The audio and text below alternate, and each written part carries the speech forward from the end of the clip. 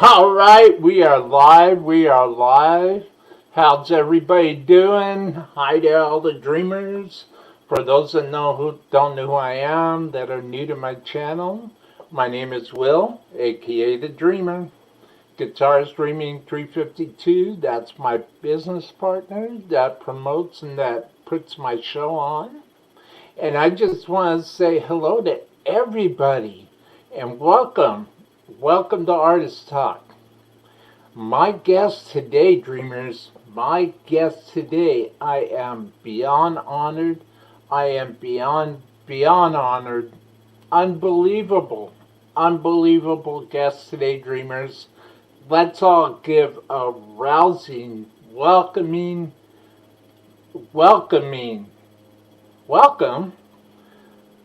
to Mr. Dunham Christian. How are you, Tom? Hello. How's it going today? How are you doing today? I'm doing great. It is 11:03 a.m. over here. Somebody is mowing their lawn right now across the street. So they always pick the worst time to do stuff in this neighborhood. It's like 10 a.m. I'll hear someone outside with a chainsaw. Yeah. So I get the same thing here, Don. I get the same thing here. Yeah. So tell me, Matt, lay it on me. What do you want the world to know about you, man?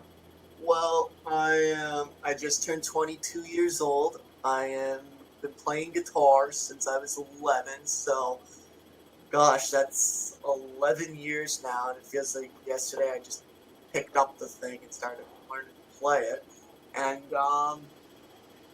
I play in a couple bands, mainly tribute bands around the East Coast, and those would be mostly in New York. I'm from Connecticut, but I play with a lot of New York-based bands. That's where a lot of the professional tribute bands that play all the bigger gigs are from. My main one is a Def Leppard tribute called Rock of Ages from Long Island. Then I also do one from Connecticut called Aussie America, where I do the whole Randy Rhoads shtick, come out with the white Marshall cabs, all the guitars, and the Diary of a Madman outfit. And then I also do two more tributes from New York. I do Head Games, the Foreigner tribute. They're like the original Foreigner tribute to ever be based out of New York. And we have another one called Rubicon, the Journey, the Ultimate Journey Experience. So I do 4 different kinds of guitar players, basically. Awesome. And awesome. Currently in the studio now with a band that I've been with for the past 3 years called Sacred Oath. They've been around since, gosh, I think 1985, 84 maybe. And I am recording and writing my first studio album with them. They've already done, I think, 10 studio albums, so this is my first one with the band. And that's going really well, too. I mean, I'm almost done with my parts of it. out of 10 songs I went in the first day, and I got 6 done. So I didn't get home till probably 3 o'clock in the morning. You know, it was a lot of sitting there, and it's like, okay, let's do that part again. Or can you just play this really small part? Like, can you just replay this one note, and we're going to punch you in? So, yeah, I mean, that's been going really well. And besides from playing guitar, I'm also an accomplished pianist, which is my first instrument since I was 3. And I sing as well. So that's what there is to know about me. That's wonderful. That's wonderful. Let's talk about gear. Let's Yeah, talk about you're endorsed by Marshall Amps. You're endorsed by Ernie Ball. yeah. Lay it on me. What are your favorite products? Do you have any shout outs you want to give anybody? Well, What have you discovered that you really are gravitating for? so recently, within the past, I want to say year and a half, I've really switched over and primarily use MXR pedals. I used to have an assortment of Boss MXR, and I had an Ibanez Tube Screamer at one point. For most of my playing, for most of the years of my playing, I was using that Tube Screamer. And but right now, I strictly use MXR. The only non-MXR pedals I have is a Boss chromatic tuner. It's the old school rectangular one, like this way, with Mm. the dial. Because MXR sadly doesn't make a tuner, which you would think they make pedals, they'd make a tuner pedal. And they don't. So I was shit out of luck there. I'm like, sorry guys, you don't have a damn tuner pedal, so I gotta use Boss. And they don't make a volume pedal either, like a volume expression pedal. Mm-hmm. So I use an old Ernie Ball, I think it was a 6155 model volume pedal. Yeah. Um, Otherwise, everything else is Dunlop MXR. That's my brand pedal. I've tried other pedals like Boss. Not a fan of the sound that comes out of them. It sounds, to my ears, it sounds almost too processed and too synthetic, almost fake sounding. So I like the MXR stuff. It's very nice and clean, you know, and every old school player from Eddie Van Halen, Randy Rhoads, George Lynch, Jakey Lee, they all used MXR anyways. So I love their stuff, and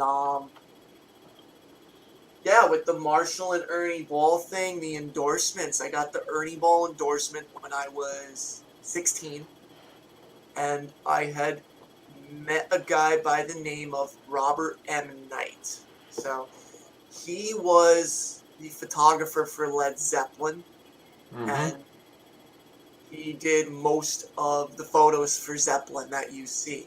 For example, you're a Jimmy Page fan, so you've probably seen the photo of the 4 members of Zeppelin standing in front of the jet plane holding their master tapes. Yeah. Robert took that photo. And he also took photos of Hendrix, Jeff Beck, Van Halen in the 90s. He was photographer for them. So, and I had met Robert through a mutual friend who does all this Van Halen stuff on Facebook. I don't know if you follow the Van Halen news desk at all. Yeah, I do. So Yeah. I'm sure you've seen this kid by the name of Jacob Deraps from Mm-hmm. Canada.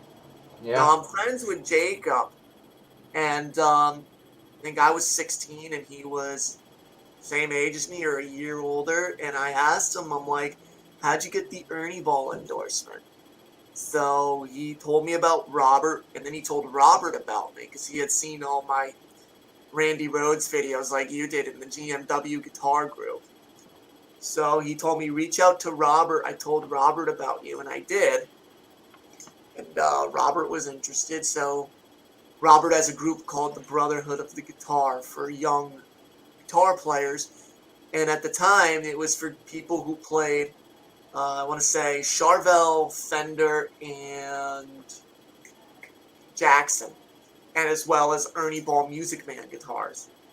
So I was playing anything at the time. I didn't have a go-to guitar like I do now. So I was just, what I did was, I didn't even own a Charvel. I didn't even own a Jackson. I barely owned a Fender. So I had a white Charvel star body laying around and a neck that didn't even go with the body. It was a maple 22 fret neck with a Fender headstock on it. Those guitars have a neck like this one, the 24 frets with the point headstock. It's literally the day before I meet Robert, he's supposed to do a photo shoot with me. I put the two together and I put strings on it. The pickup in the guitar is not even connected to anything. Everything's not wired. So I show up with this weird looking guitar, and I meet Robert. He's a really cool dude. He takes photos of me and everything, and he was actually taking photos for ZZ Top that night in Madison Square Garden. So he was supposed to go meet with Billy Gibbons right after he met me. So he did photos, he did a video interview and everything, and through that I got the endorsement with Ernie Ball for life, basically, and because I was using Ernie Ball strings at the time. So, and I still do. I use the Super Slinky 9 gauges, which you can see right here. So I use those, and Robert was really cool, and you know, I've kept in touch with him since then, and you know, once in a while, I get a message from him that someone's looking for a guitar player, but nothing ever comes from it. So, but he sees all my stuff and whatnot, and that's how I got the Ernie Ball one. I was 16 then, and then fast forward to Marshall. I had been playing Marshall since I was 16. I got my first Marshall head when I was 16, and I paid for it. Paid for half of it. My parents covered the other half for my 16th birthday. Because my uncle plays guitar. So my uncle's kind of the reason I got into playing guitar. And my uncle plays all the Marshall old school JMP 100-watt heads. So the first time I ever played out of a Marshall, I was actually 14 at my uncle's house. And he was like, here, plug into this. And I'm like, oh, cool, a Marshall. And I'd only ever seen Marshalls in videos of guys playing, like Van Halen and Randy Rhoads. And dude, I'm like, Randy Rhoads is my idol. Like, you can see the posters of him behind me on the wall and stuff. So I always wanted to play out of amps like Randy had, the white ones with the 4 channels on it, and they looked like the one behind me. So he had 2 of them. I plugged into it, and I was like, this is awesome. So I got the first head when I was 16. It's a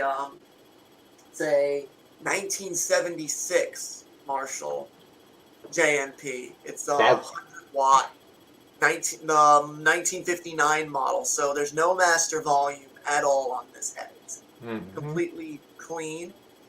And that's why I use the pedals with it, distortion and EQ and everything, because there's no distortion on it. And I'm not a big fan of with this kind of head, I like no master volume. I like it just clean. And I ended up getting 3 of those so far.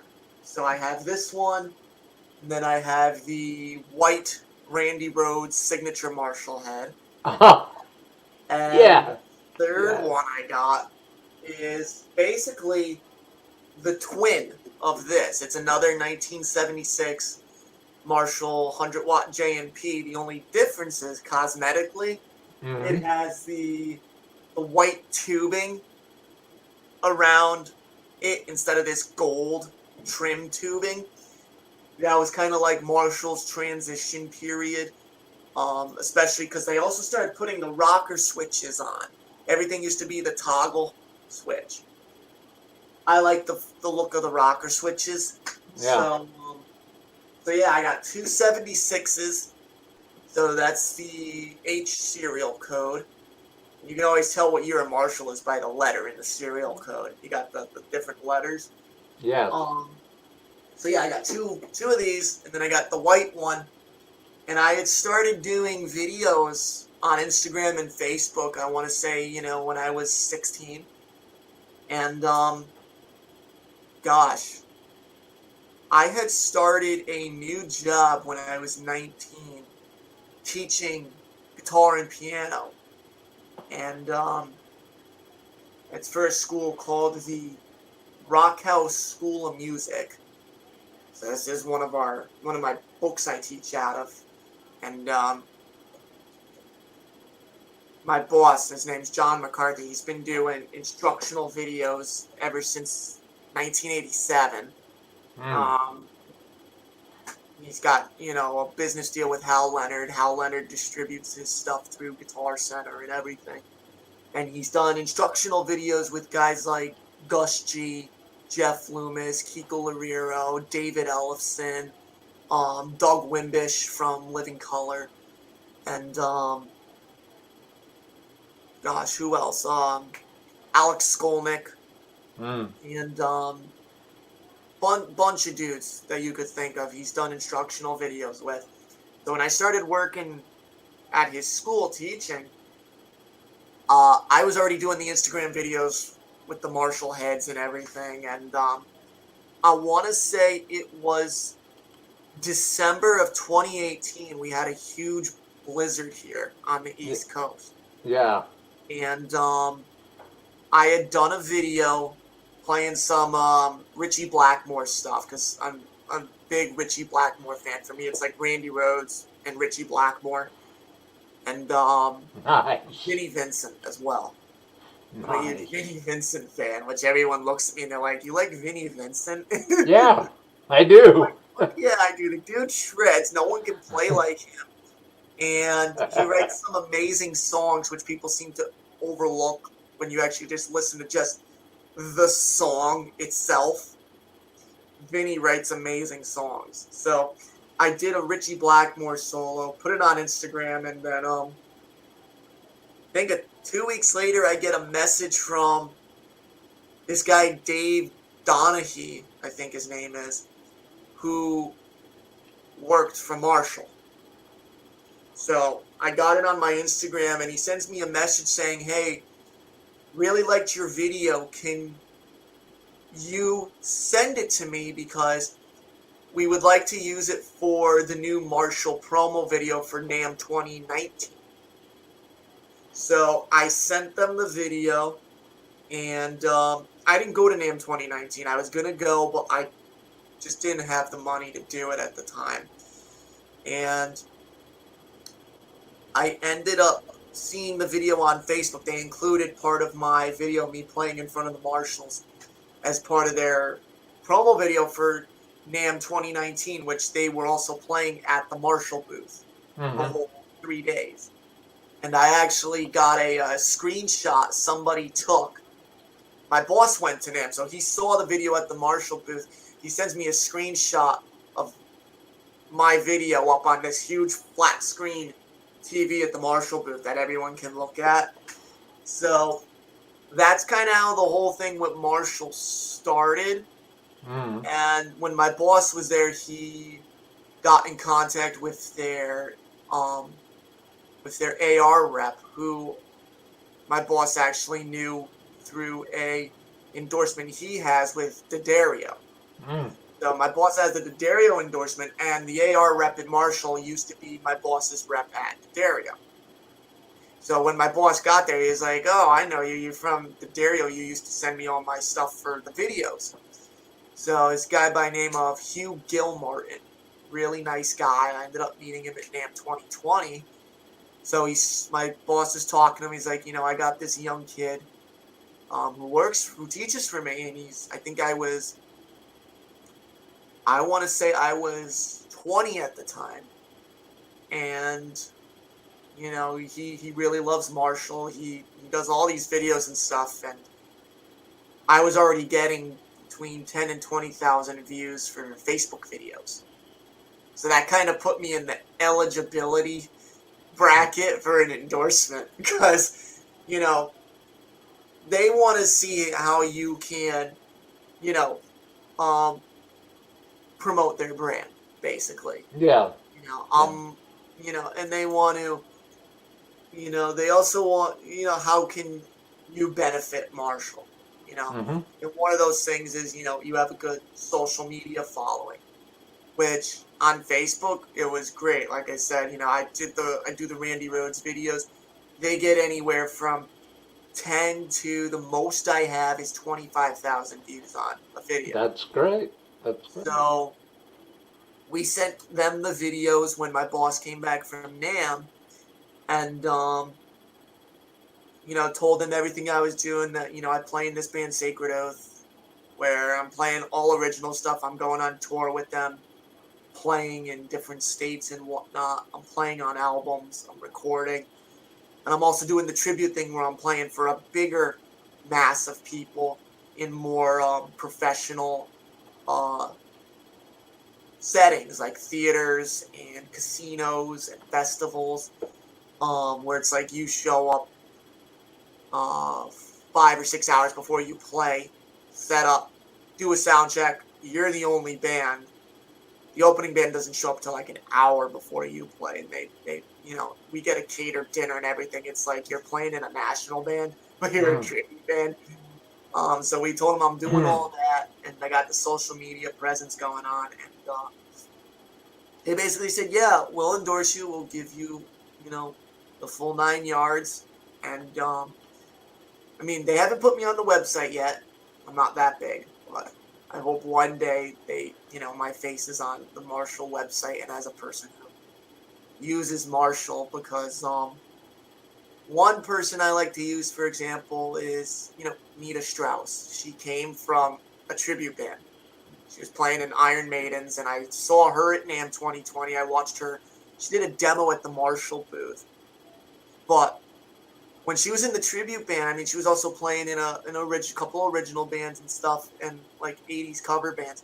But she had an agent, she had a manager, and she was basically, introduced to Steve Vai and that whole story with Alice Cooper. But, she basically got her notoriety from playing in a tribute band, Iron Maidens. So I'd like to eventually go up that way too, as, say, the male version of Nita Strauss, because the Def Leppard tribute I play in, it's getting really big to where it's almost at like that Iron Maidens level, where we're playing for, a couple thousand people a night. And sadly, with the virus thing going on, I've lost all my gigs until we're looking at July possibility of playing out again. But we had a ton of theaters and arenas set up to play with Rock of Ages, the Def Leppard tribute. So I'd eventually like to, get to where she's gotten the way she did, playing through the tribute band, getting noticed, and then next thing you know, she's meeting people like Alice Cooper's manager, who's, auditioning guitar players, and she gets the gig. So that's how I got the Marshall thing when I was 20, and I wouldn't play any other amp, to be honest with you. I only like playing the JMPs. I've never really liked playing any of the other model amps, to be honest with you. I've played out of a DSL, I've played out of the triple super lead, I've played out of a 900, an 800. The only one I've really liked also playing out of is the JCM 2000, and that's about it. I mean, otherwise, I stick with the JMP's non-master volume, and you know, I wouldn't play anything else. So Well, that's how I got the Marshall thing. That's what I would aspire to do with Marshall, and I actually just finished videotaping with Rockhouse a bunch of guitar videos for Marshall, because they had mentioned that they like the rig rundown style videos, and the AR rep had mentioned, he's like, they sent me 2 white Marshall cabinets last year that I had gotten yeah, from them. Randy Rhodes. So yeah, so I got the white cabs from them, and then he's like, yeah, you don't really see people playing out of white cabs nowadays. That would be really cool if you did a video with the white cabinets and the white head and the stacks. So we did the videos. They're being edited right now. But basically, I did the rig rundown. I played through the rig a little bit, and also did some video instructional stuff of me teaching some shred licks that I do that I'm doing on the new Sacred Oath album that we're working on recording. And there's been talk of a plan to upload those in conjunction with a new website that David Ellison from Megadeth has put up for giving music lessons to kids during the quarantine and whatnot.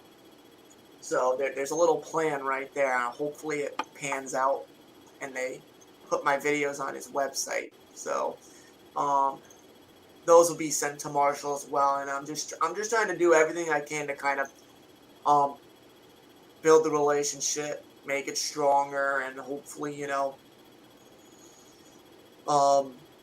get more of a, mutualness going on between the two, me and Marshall, to where, it's like I'm considered one of their guys. Mm-hmm. So yeah, that's what's going on with the Marshall and the Ernie Ball thing. And I'm currently would love to start working on getting an endorsement with MXR for Dunlop for MXR pedals. Because that's all I use. I don't use anything else, just MXR.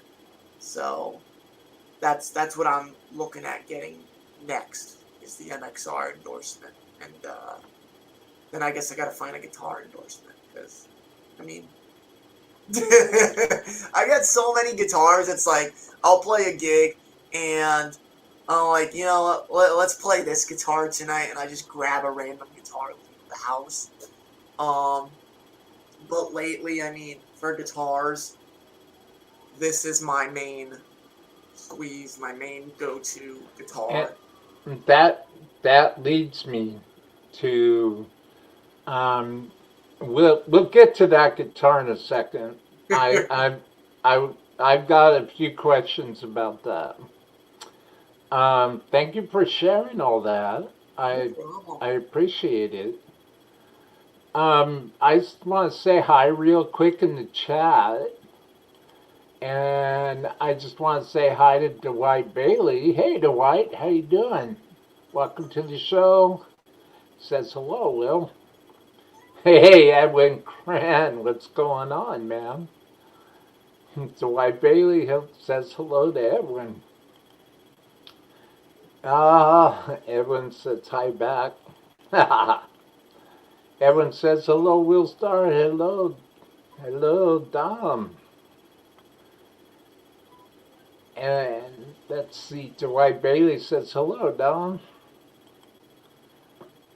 There you go, right there. Dwight Bailey says, great looking guitar. I'm going to stop right there for a second. So you were going to talk about that guitar. Why is that guitar your number one, Dom? Well, one is because no one else has one like it.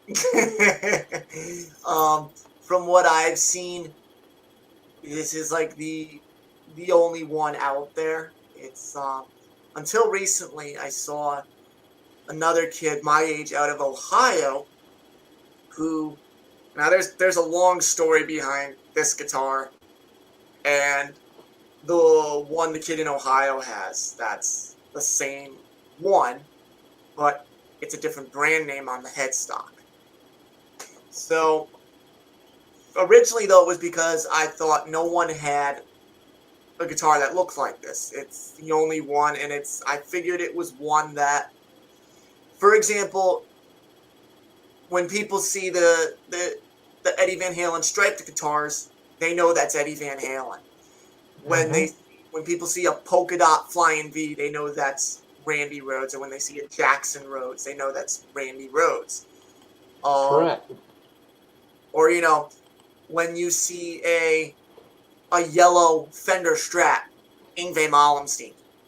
So when I saw this guitar, I was like, okay, when people see this guitar, I want them to think Damiano Christian. Because as far as I know, I've never seen any guy throughout the 80s, 90s, you name it, play a guitar with these graphics on it. And it's basically I don't know if you can see it. It's basically a jack-in-the-box with a machine gun who's shooting a toy soldier on a checkerboard. The guitar is known as the jerk in the box. Instead of jack in the box, it's jerk in the box.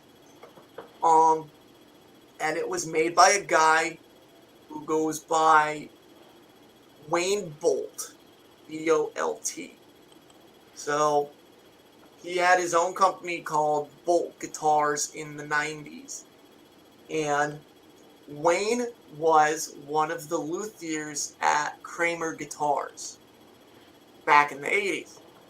So the guitar that the kid has in Ohio, with these same graphics on it, it's the same looking guitar, but his has different inlays on it and has a gold Floyd Rose on it. His guitar is a Kramer Stagemaster that Wayne Bolt had built when he was at Kramer, because they were going to release Kramer Stagemaster with graphics on it. It was the first Stagemaster, I think, with graphics on it. So Wayne built the Kramer one, and then Kramer went bankrupt, went out of business, and that was like the last guitar built for Kramer, and it was the only Stagemaster with the graphics on it, because they were going to make it a production guitar, and that never happened. So that guitar ended up being somehow sold secretly, and I don't know, let's see, if I do the math, 30 years later, this kid in Ohio ends up with the Kramer version of my guitar. I thought this was the only guitar out there. Apparently there was a guitar before this, the Kramer version. And his dad messaged me on Facebook. He's like, "You have the Bolt version of my son's Kramer." So I'm like, yeah. And that's the story behind the guitars. But with this one in particular, I ended up being able to contact Wayne Bolt through Facebook and text him a little bit.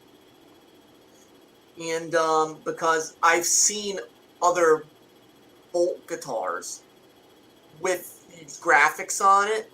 Mm-hmm. The difference is, though, those guitars have a serial number on it, and this one doesn't. They also don't have paint on the back of the neck. They're just a wood-finished, wood-colored, natural wood neck. And I don't even think the headstocks are painted red. They're black, and it says Bolt on it. And the graphics are even airbrushed differently. It looks like somebody else airbrushed them.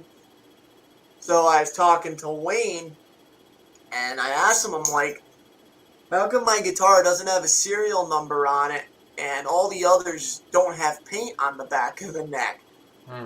And he sends me a text back saying that when he started Bolt Guitars after Kramer had fallen through, this was his first prototype he made for his own company. So this is the prototype for the Wayne Bolt Guitars company. That's great.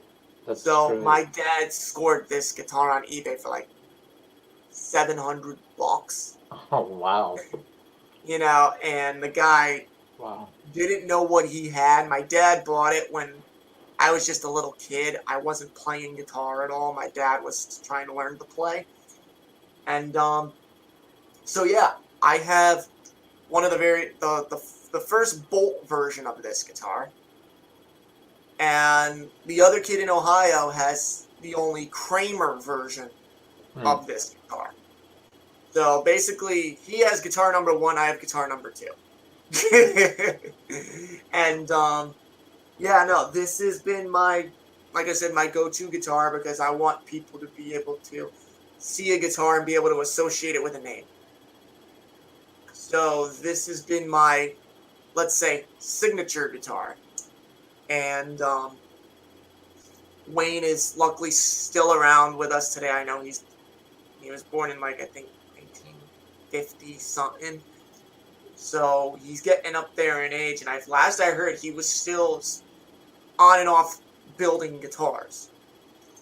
Because I would like him to make me a replica of this, like a backup version of it.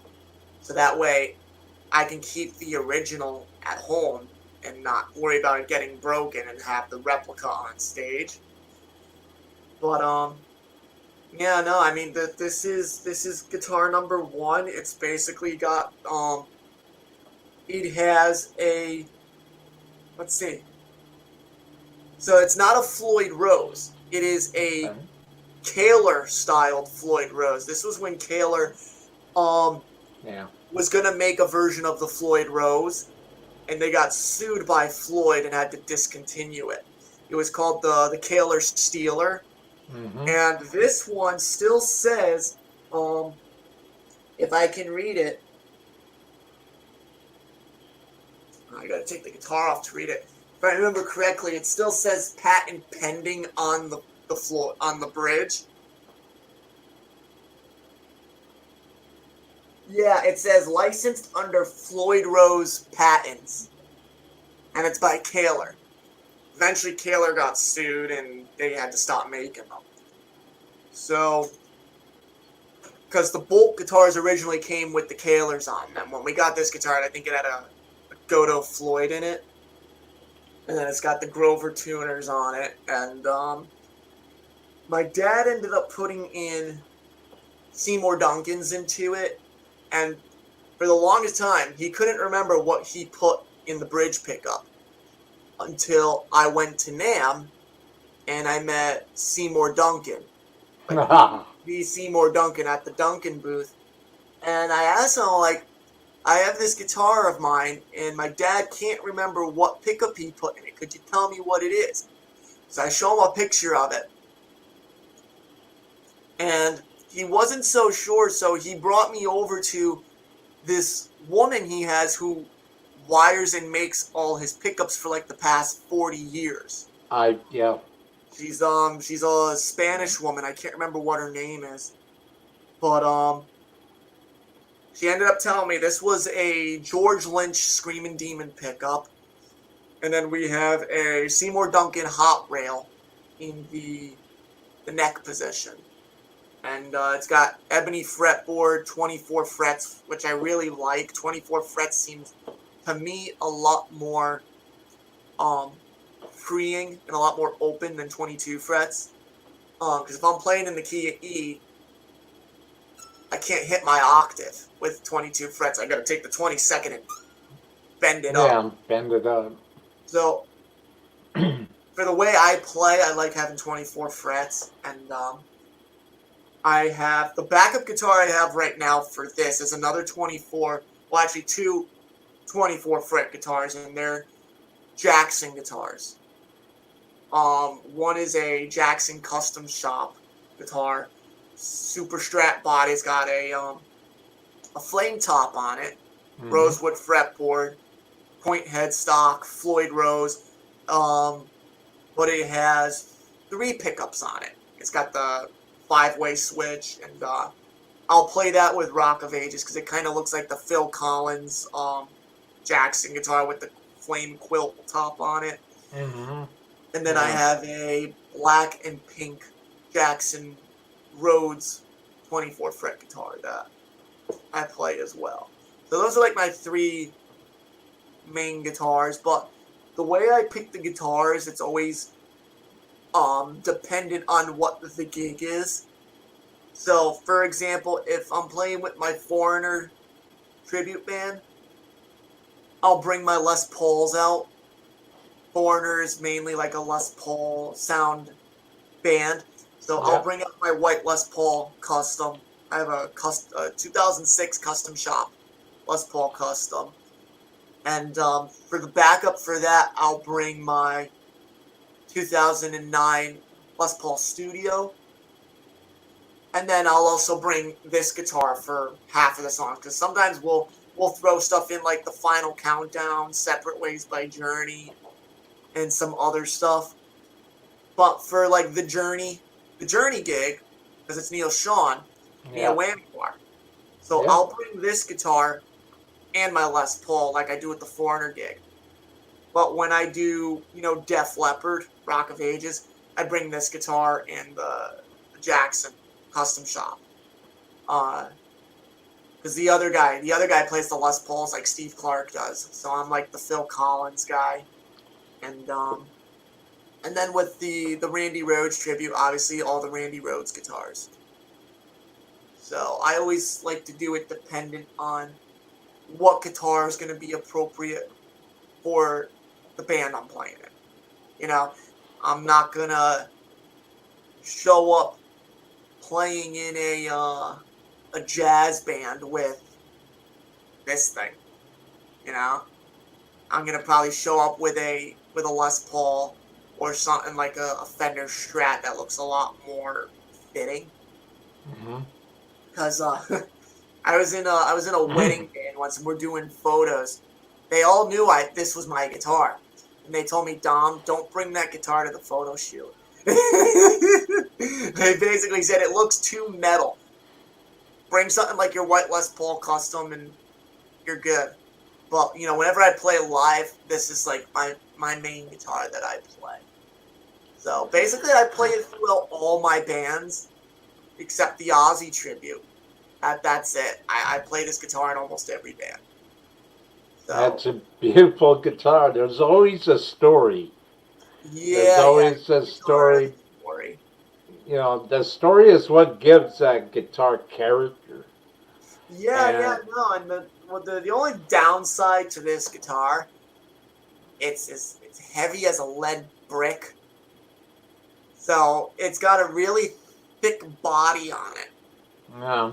So this guitar gets pretty heavy throughout the night to where, gosh, I think I'm like 3/4 of the way through a set and my shoulder's killing me. Was it 10 pounds? I have no idea what it weighs, to be honest with you. I want to say it's around maybe the same weight as my Les Paul Custom, which is pretty heavy. 10 pounds. But the heaviness is in the bottom end of the guitar. Because it starts to thin out here. Yes. So there's already weight cut out here and everything, and but luckily, I work out, I go to the gym and everything to keep in shape for when I play. So this guitar, the heavier weights I lift, the more this guitar starts to feel like a feather on me, and I don't have a problem with it. Because I used to have problems playing guitar where I'd be playing and like this shoulder would be like on fire, burning, and it's just my picking hand. So I used to get that. I used to get pain in the other shoulder from the strap and stuff. And but I make it work, and hopefully this will get to be seen by this guitar by the masses, and hopefully get to play in a national band with this guitar, and you know this is the Damiano Christian guitar. Well, that's cool. Yeah. Let's get in. Let's get into the chat. There's some people I need to Oh, there are. recognize Cool. And if in I'm the talking chat. too much, just let me know. I will do that for sure, Yeah. Don.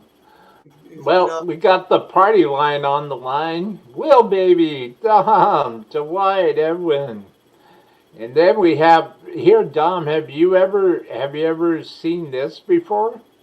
Yeah. Check it Let's go out. up. Music Gear Network. Good morning, everyone listening while working. Howdy, Dwight Bailey, Edward Clan, Party Line.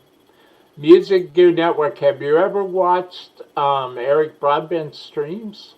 No, I mean, I've never really watched many live streams or anything. I mean, it's I try to I've never you probably hear this from a lot of guitar players, to where they say, I don't watch much TV. I'm not on YouTube much. I'm mostly, Hmm. Yeah. practicing playing guitar and whatnot. Or, I mean, I'll check it out though. It's the Music Gear Network, you said? Music Gear Network. I highly recommend it. As a matter Right. of fact, it's because of Music Gear Network why I do what I do. Nice. Very cool. And I'll definitely you check know, it. a big shout out. Music Gear Network is one of my supporters, Nice. and, I have nothing but great things to say about Eric Broadbent and his Music Gear Network. Check it out. He has some amazing, amazing, amazing guests, Yeah. and he's a good guy. He's a Very cool. wonderful friend, and he's a good guy, and I highly recommend him. Very cool. Yeah. Yeah. I mean, like I was saying, I mean, I surf my phone a lot at night when I'm about to crash and go to bed, but I my attention span is very weird. It's all Like, right. my attention span, I'll be like, for example, I'll be if I'm learning stuff like on guitar, uh I'll sit there for hours and whatnot. And I'll learn, and I have no problem. But when it comes to, like, for example, watching a 2-minute video, my brain just wants to. It's like after 10 seconds, I'm just like, okay, I'm like scrolling through the video already just to like see what it's about instead of actually watching it. Um. So, but no, I'll definitely check it out because I do watch like one of the one videos I do watch. I don't know if you probably know of Glenn Fricker from SMG Studios. Yeah, Spectre Sound Yeah, Studios. Spectre Sound. Yeah, I watch his stuff because, to be honest with you, he is funny as hell. Yeah, So yeah. I love watching his stuff. I actually saw him at NAMM as well in January, and I was telling a buddy of mine, if they ever did a live movie of Family Guy, he'd be like the perfect for Peter Griffin because he looks just like Peter Griffin. So, and if he ever sees this, take that as a compliment because I'm not trying to be an ass or anything. I was just like, you know what, this guy's he's got a really good sense of humor to where he could Yeah. probably do it really well because I watch all his stupid texts from musicians that he Yeah. does that text him about wanting to record for free and stuff, or showing up with not tuning their guitars or putting on new guitar strings and stuff. He's funny as hell. Ugh. So yep, that's but yeah, no, I'll definitely take I'll definitely take a look at Music Gear Network. Does he basically just review gear?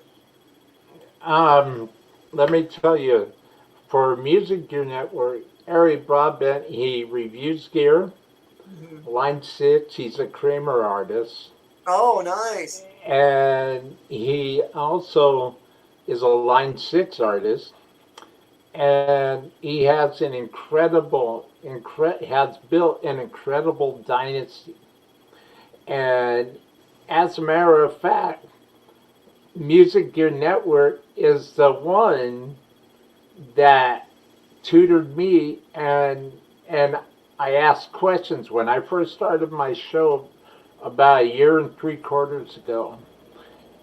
I went through a counseling, literally. I mean, I watched his shows, and and this is how I figured out that I could do this. I watched Eric's shows, Mhm. and I saw the connection that he had with his guests, and that inspired me. That inspired me. That mainly inspired me. He mainly plays guitar. Eric's a very humble guy. Play guitar and talk with people. People laugh out loud with stuff. Well, yeah, no, that's really important to be able to, like you were saying, Yeah. have a good connection with the guests you have on and be able to converse and ask questions. So, no, you're totally spot on. There and Eric's also saying Music Gear Network also said Glenn lives about 45 minutes from. Oh, that's funny. Hey, He must know. Ladybug's here. Ladybug's here. Ah, thanks, Ladybug. Music Gear Network. We love you, Will Starwell. Love you too, brother.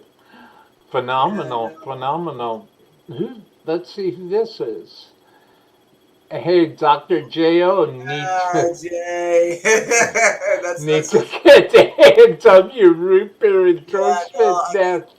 so Dr. J is a friend of mine, and I call him my wordsmith, my word master, because I can't write a post to save my life. So I consult Jay before I post anything on Facebook, because he'll tell me whether something sounds stupid or sounds bad or whatnot. And he's a good friend of mine. We used to play in a band together. Mm, Uh, you probably wouldn't believe this, but I used to play in a top 40 band when I I was. believe it. Why Yeah. not? Well, because usually I'll say that to guys. They know I play all the metal shred stuff, and they're like, "What are you doing playing Time of My Life from Dirty Dancing and Jackson 5 shit?" You know So, what? Because that music is solid, man. I know. That music was written and recorded by world class musicians, I know, man, yeah. that are absolutely musical geniuses, dude. Yeah. That's why you play that stuff. Exactly, yeah. I mean, and I love playing all styles of music. I mean, there's certain songs we did where I was just like, you know what, kill me now. I can't fucking stand this song. But Jason and I, we played in a top 40 band together, and we, we hit it off really well. He's like Guru Van Halen fan. So him and I were just like, this is awesome. And he ended up starting to think back in, when was this? October. Him and I started we started working out together because he's got a gym in his basement, and his one of his nephews is he helped train his nephew, and his nephew's just like poof, jacked. So I was like, yeah, I want to start, getting in shape, especially for, because Rock of Ages was really starting to pick up. And when I play in a tribute band, I really strive for, okay, we need to look and also dress like the guys in the band. Mm-hmm. Yeah. That's an authentic tribute. I don't want to see, for example, a Van Halen tribute and the guys are wearing blue jeans and black t-shirts and not one dude looks like Eddie Van Halen or David Lee Roth. You know? So I was already doing the Phil Collins thing, playing with no shirt off and everything, and, you know, the ripped jeans and stuff. So Jason helped me, you know, start getting more, you know, size in my arms, my chest, six-pack going on. I mean, I already had the six-pack and everything, but Jason really helped me, you know, develop it more. And so we started working out together, and from there, I mean, he had, before I, you know, really started, you know, involving him in everything, he was always throwing ideas at me of, you know, videos to do and stuff to do for posts and everything. I mean, the dude's like a marketing genius and promotional genius. So he, I think I finally was like, you know what? Yeah, let's do stuff together. When I had I want to say it's when the whole quarantine thing started, and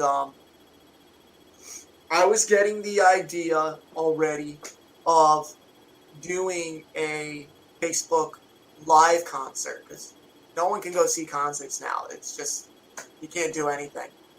So I was getting this idea, and then literally, I want to say the day after, he messages me, "Kid, you should be doing some Facebook live concerts." And I'm like, "Dude, I thought the same thing yesterday." And we were coming up on, it was March 19th. So that's the day Randy Rhoads passed away. Mm-hmm. And every year, I always do a tribute video to Randy, playing one of his solos or songs. And I'm like, you know what? This would be perfect to do for my first Facebook Live concert. Do my Randy Rhoads tribute that I do with Aussie America, but just by myself playing with the tracks, with the guitars and all the gear like I'm in my band. So he helped me promote the whole thing, helped me write every damn post that I made, and it got a really, really big response to where I think within the first song on my end, because my computer doesn't show me everyone who's watching, because people make watch parties now and stuff, so Yeah. you can't see who else is viewing, which means you have more people watching. Within the first song, Will, I had close to 300 people watching already. There you go. And by the end of the show, I did a 2-hour concert. I basically played almost every Randy Ozzy song because I know the 2 albums front to back on guitar. And I did some of the Randy Quiet Riot stuff because I like his Quiet Riot material as well. And by the end of the show, we had, I think it was over 5,500 views on Facebook. And by the next morning, we were close to 7,000 views and over 400 likes. And yeah, basically, you know, that's kind of how the collaboration started ever since. And I gotta say, the dude's one of my best friends, and you know, he's it's funny he mentioned the A&W root beer things. I remember mentioning to him that I wanted to get an endorsement from A&W root beer because A&W. it's Cool. It's like my favorite drink, and since quarantine, he's I know he's mad at me for this, but I've already drank, I think, 5 12-packs of that soda. So there's like 2 boxes full of empty soda cans on the other side of my room because I'm going to go recycle them and try and get some money back. But I don't know if you saw, I also did a Van Halen concert after did the Randy one, and I was having like on my desk back here, I had like root beer cans stacked cans high because I hadn't played Van Halen since I was 14, and I was 21, almost 20. Now I'm 22, and I was trying to remember all the stuff, and I was, I was sitting in my room basically 24 hours a day trying to remember all the Van Halen stuff, note for note, the way I used to play it. And I was watching a guy, I don't know if you know him, he goes by the name of Doug Steele. He's a guitar player, and he does all Van Halen tutorials and stuff. And so I used to watch his stuff growing up. I went back to his videos, and I was literally just downing cans of root beer, relearning Van Halen. So Jason helped me put that concert out too, and I think we got less views on it. We only got, I think, over 2,000 on that one.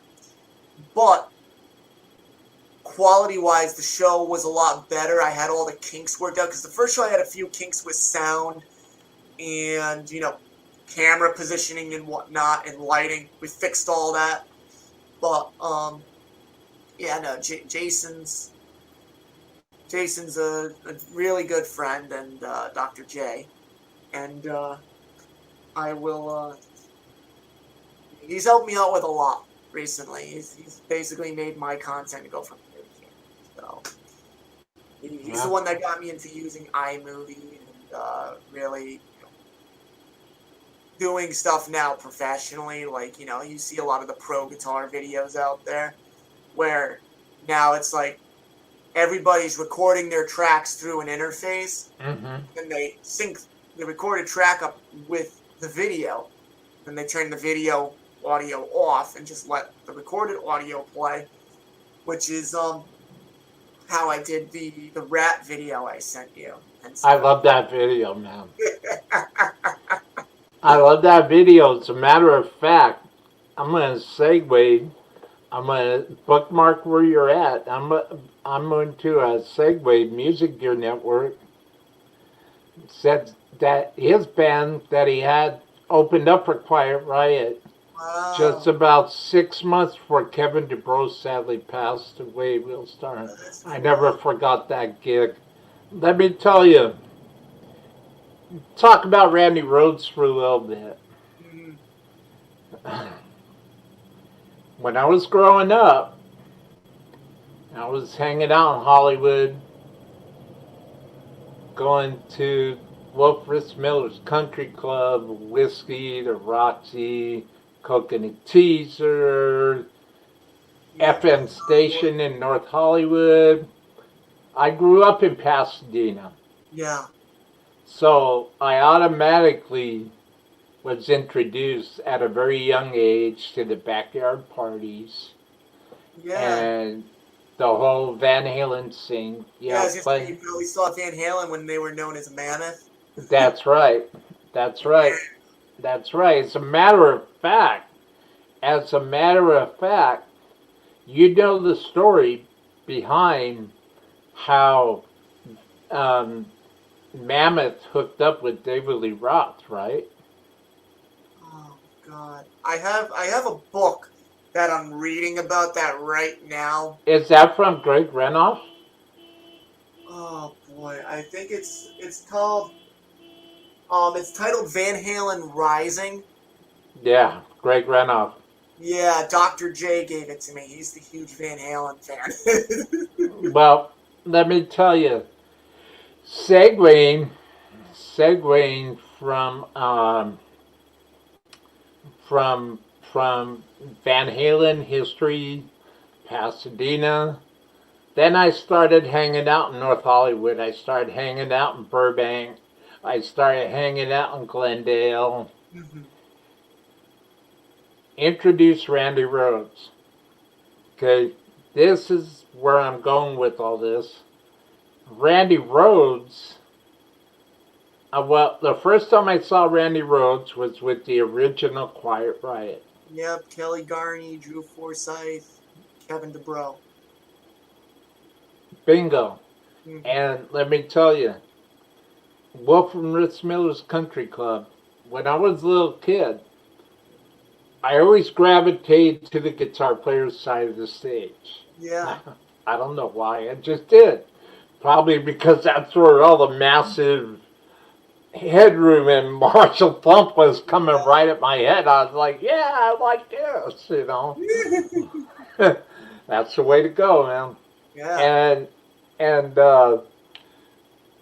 when Quiet Riot was playing, Randy Rhoads was standing like right here, right Yeah. on top of my head, staring right down at me. And let me tell you, the connection that he had, it's a spiritual connection. That spiritual connection that he had between the headroom and the thump of his Marshall and the whole visual and that connection that he had, that reached down deep into my heart, deep into my soul. Yeah. And that's when things started to change. Mhm. Then a week after that was Motley Crue. Mhm. Mick Mars, I'm on Yeah. the guitarist, side stage. Mick Mars, same thing. Mick Mars was standing there ripping on his black Gibson Les Paul Custom. Yep. He marshaled right there. He's staring right at me, and that's how I discovered that. That's how I gravitated to getting a guitar, learn how to play, and I've been playing for about. Actually, I've been playing for about 40 years now, Wow, dude.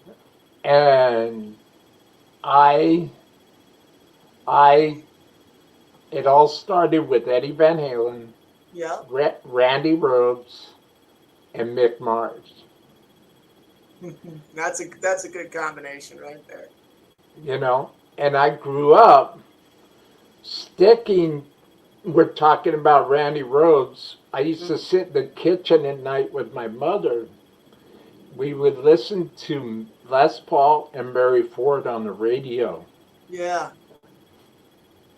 and that was my upbringing. That's how I got into Gibsons. That's how I got into playing. Then that's when I discovered Jimmy Page, and that's when I discovered more the esoterical side of the whole thing.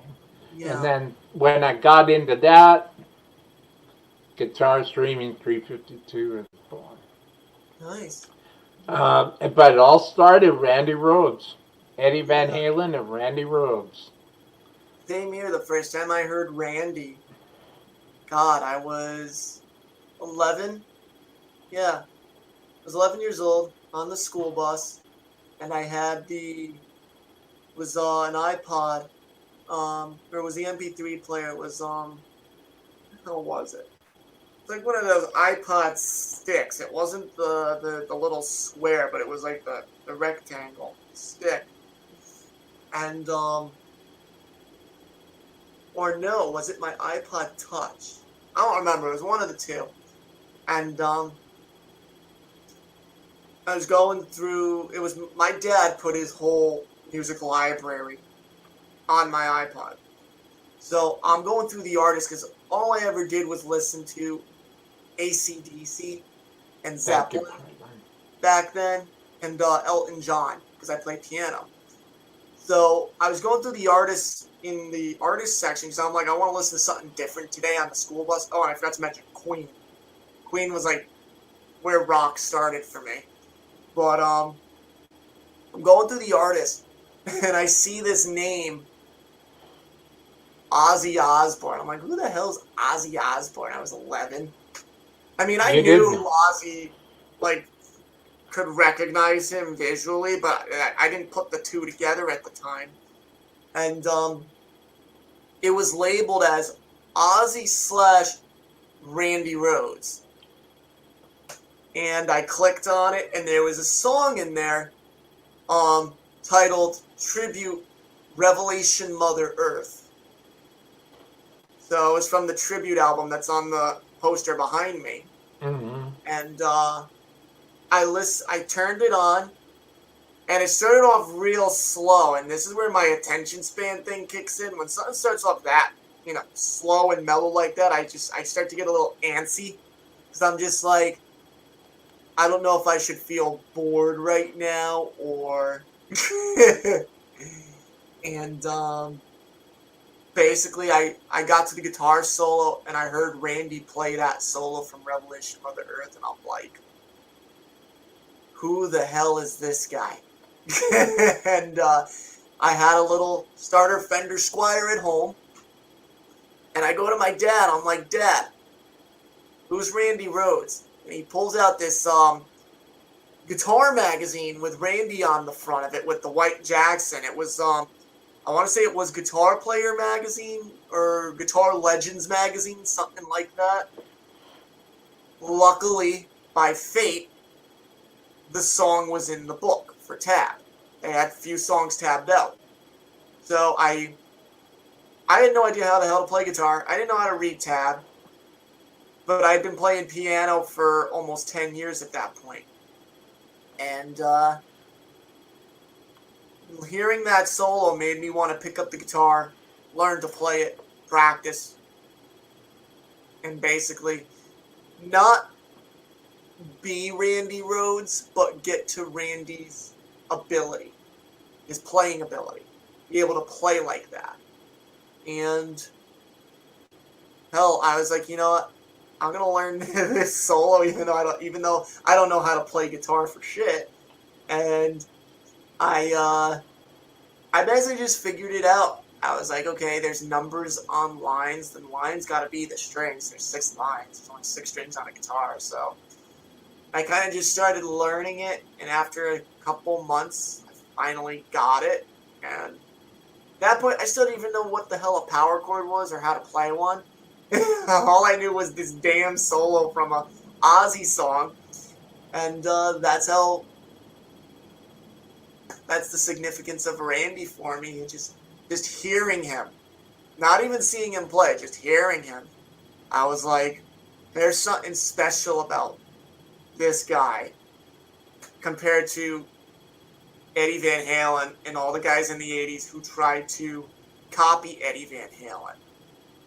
I'm like, you don't hear a lot of guys in the 80s do what Randy did or have the compositional ability to write what Randy did 40 years ago.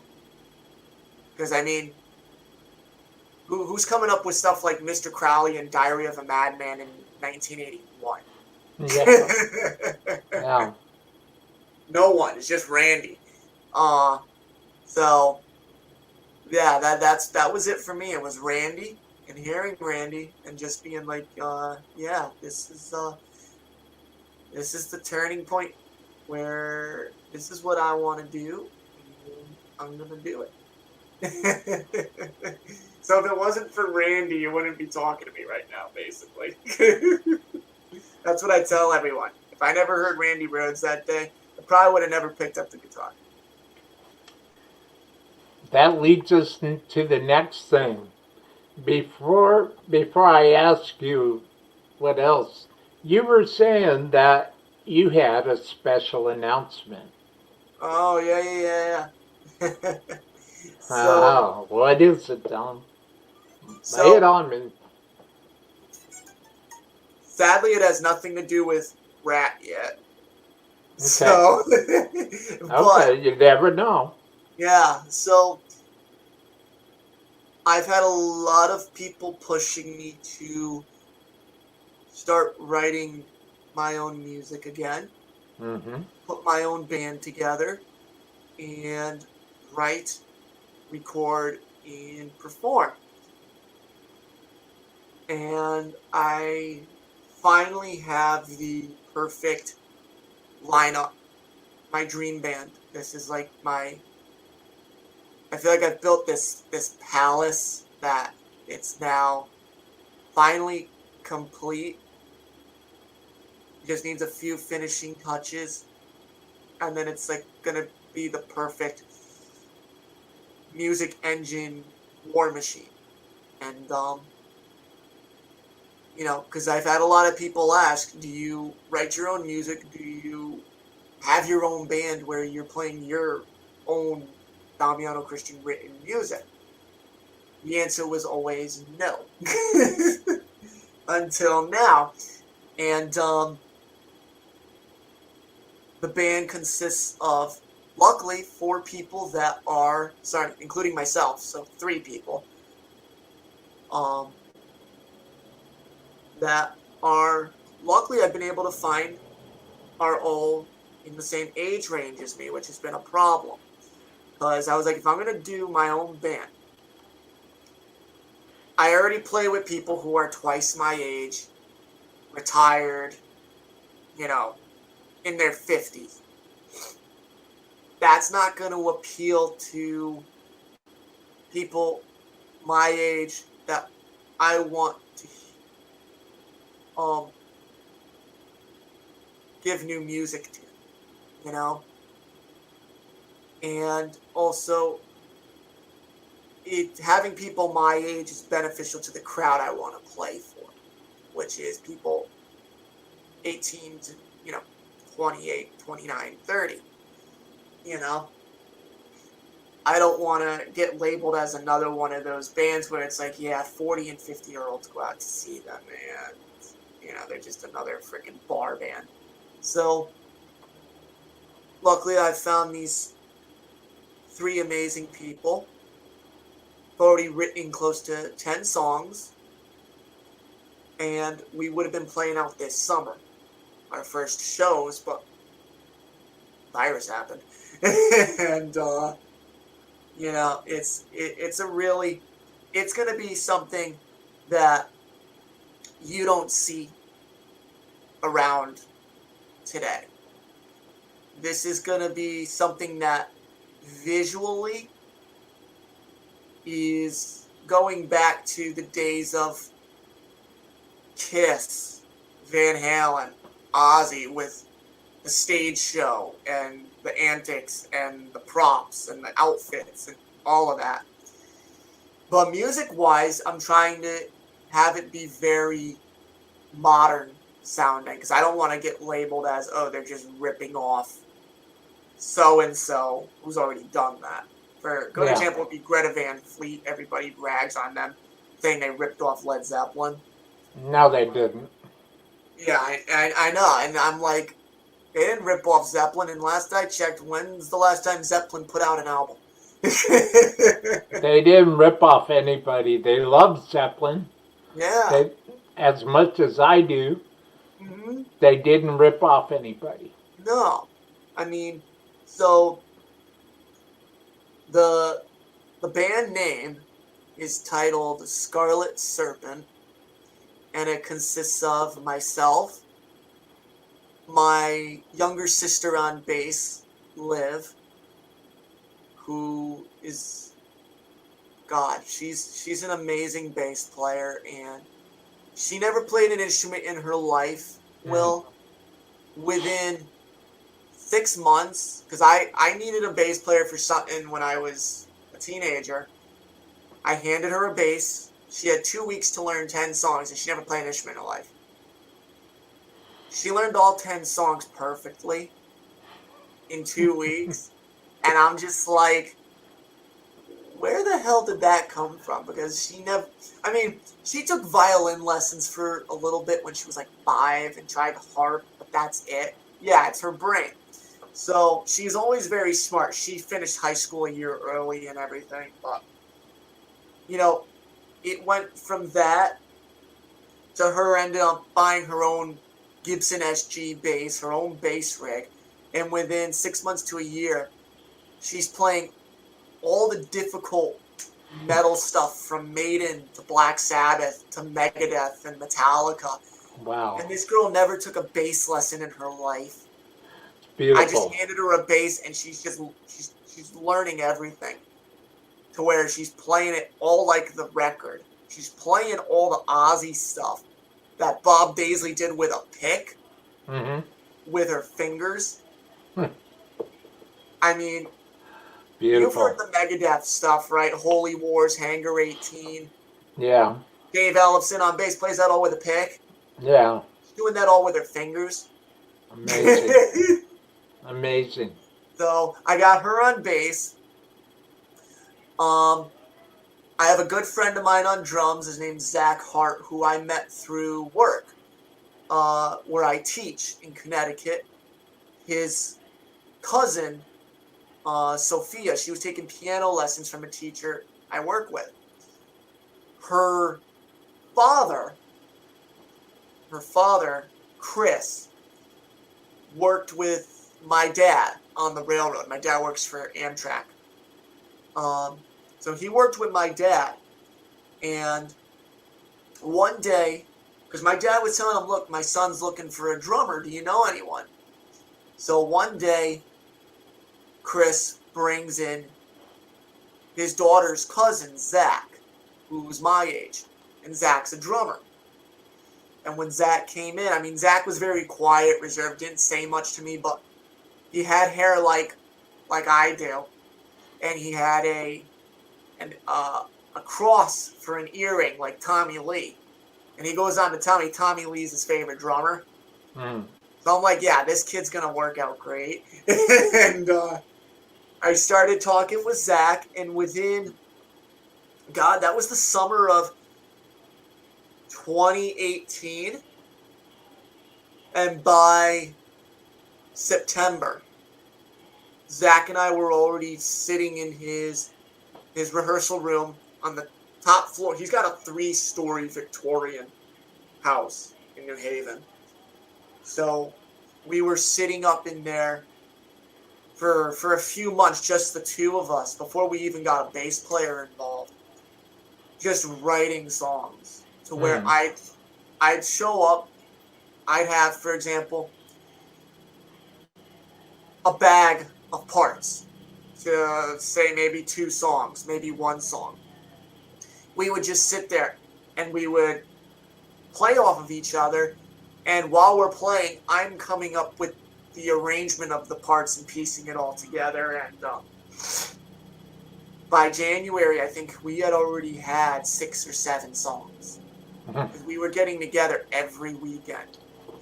Just him and I. And then I'd go home during the week. I would record the parts all played together, how the song should sound after, it's finished, and send it to him and he'd work on it. So we were doing that. And then he's been the drummer ever since. He's amazing at what he does. So I got him, I got my sister, and then we have our singer, the Jamie Sargent. And I met Jamie. She was taking vocal lessons where I teach for the singer in my Ozzy tribute. So singer in my Ozzy tribute teaches where I teach, and that's how I got my job working there through him. So he was giving her vocal lessons, and she was in a band when I started with Zach over a year ago. And she ended up leaving her band and then putting out on Facebook, I want to say back in, was it January or February, that she's looking for a new project. So my friend Kevin, who was teaching her, comes up to me. He's like, yeah, I know you're looking for a new singer, because we had a singer, another girl, and that fell through for a couple reasons. And let's just say I should have taken the warning of don't fool around with your band members. Yeah. So, never works out, man. No. And so Kevin introduced me to Jamie, and he said, you guys have very different musical tastes and styles, and she's a bit older than the rest of you, my sister and Zach. And he's like, but I'll send her your song. I'll have her get in contact with you. And she did. She messages me. I sent her the first song. She hears it, and right away she fell in love with it. So I've been working with her ever since. And she's been amazing to work with, very easy to work with, very fun to work with, compared to what I dealt with in the past. Yeah. And she's Gotcha. no, she's been just very professional. She comes prepared with everything, and I'm like, this it's getting the ball rolling, you know. And she comes up with some really cool stuff to where I'm able to take what her ideas and almost tweak them to make it sound a little bit better. And she writes all the lyrics, most of the vocal melodies. I write all the instrumentation, and it's a very cohesive, well-working project that I'm really excited to actually get on stage with. Because in the past, I didn't want to write music. It wasn't my thing. I hated it. I didn't find it fun at all. I was in the mode where I want to play in a tribute band doing Randy Rhoads and making money. Because I already seen all the other original bands in the scene where they're playing for 10 people and they get thrown, what, I don't know, $200 at the end of the night. You know, I'm like, it felt very degrading and very frustrating back then when I was a teenager trying to do it, and almost I felt forced when I was doing it back then. It didn't feel like it was natural, like it's something I wanted to do, compared to now where I met someone my age and we started coming up with stuff that I really felt proud of. Because even the songs back then, I didn't like them one bit, even though I was writing them. I wasn't taking my time writing them because I didn't want to write. And then it would come time for, okay, we're going to record this stuff. And I'm like, shit, I don't have anything ready. Let's just do this on the fly and go from there. And, but no, now everything's the way I want it. It's perfect. I have the perfect team now of 4 people, including myself, that all want the same goal. We all want to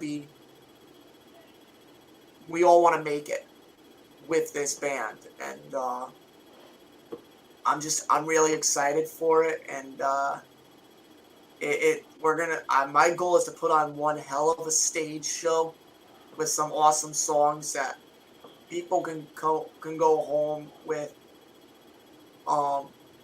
basically a memory, like, you know, like you said with Randy, you remember being right in front of him and he's above your head, and you remember that connection that touched you when you saw him. That's what I want to give people, because I watch a lot of the bands out there now who are original bands in the scene, especially, you know, playing with a band like Sacred Oath where we headline all the shows. And I've watched a lot of the bands who open for us.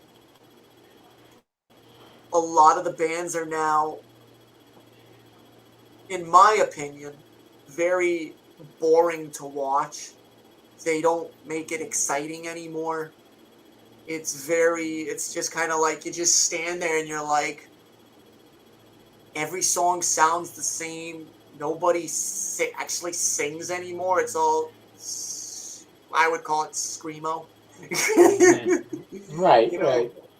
It's not exciting anymore.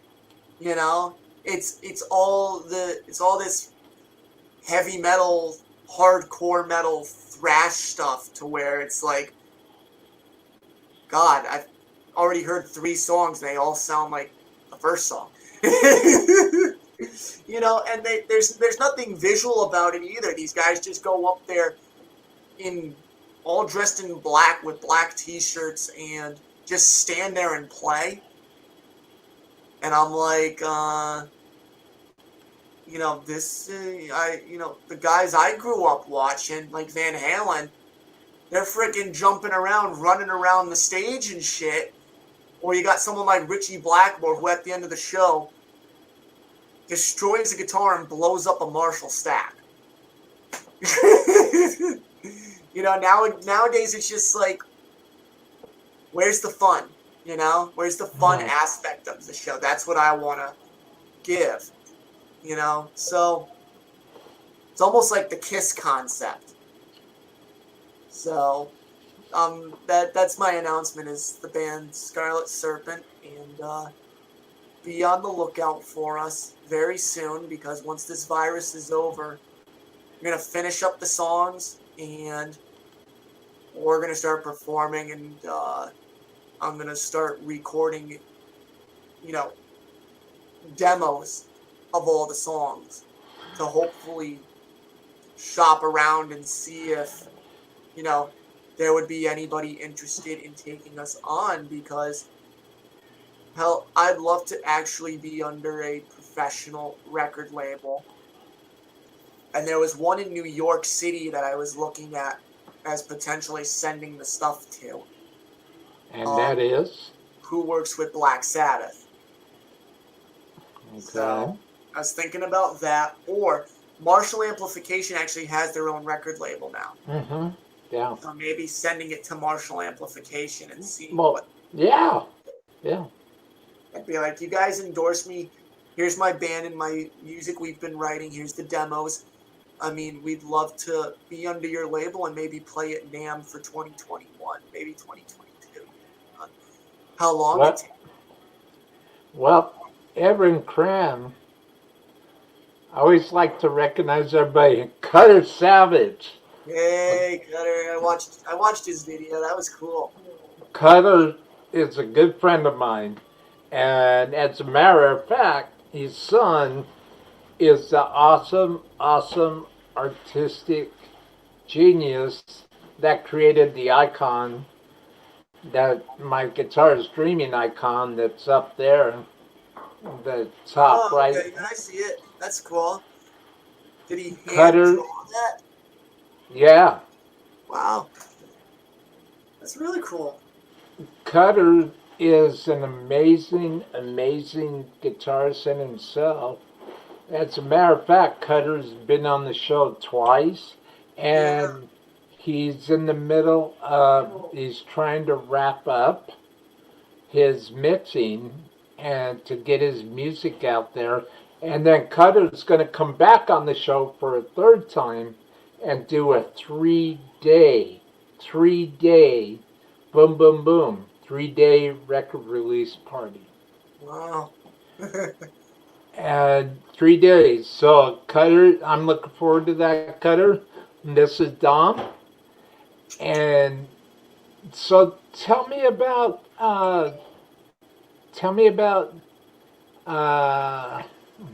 Rock of Ages. Rock of Ages. Yeah. Dom, lay it on me.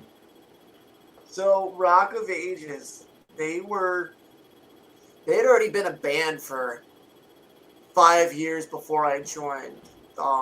Their guitar player left, one of the guitar players, and they were looking for a replacement. So I got the call from the bass player, Rick Navone, and these guys, this was in, I want to say the end of December, beginning of January, and they had seen me play in December in a club here in Connecticut. So that's how it all started. They saw me play, and then their guy left, and they're like, remember that kid we saw play? At first they weren't going to call me because they thought I was too young. I was only 20. But I already had all the experience under my belt. I had a full rig, my guitars.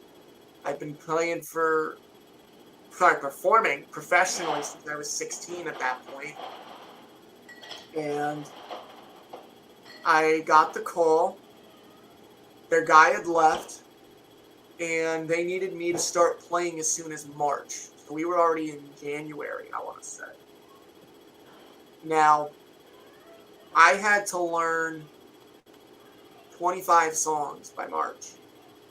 Now, mind you, there's 2 guitar players. So I had to learn all of the guy who left his assigned guitar parts.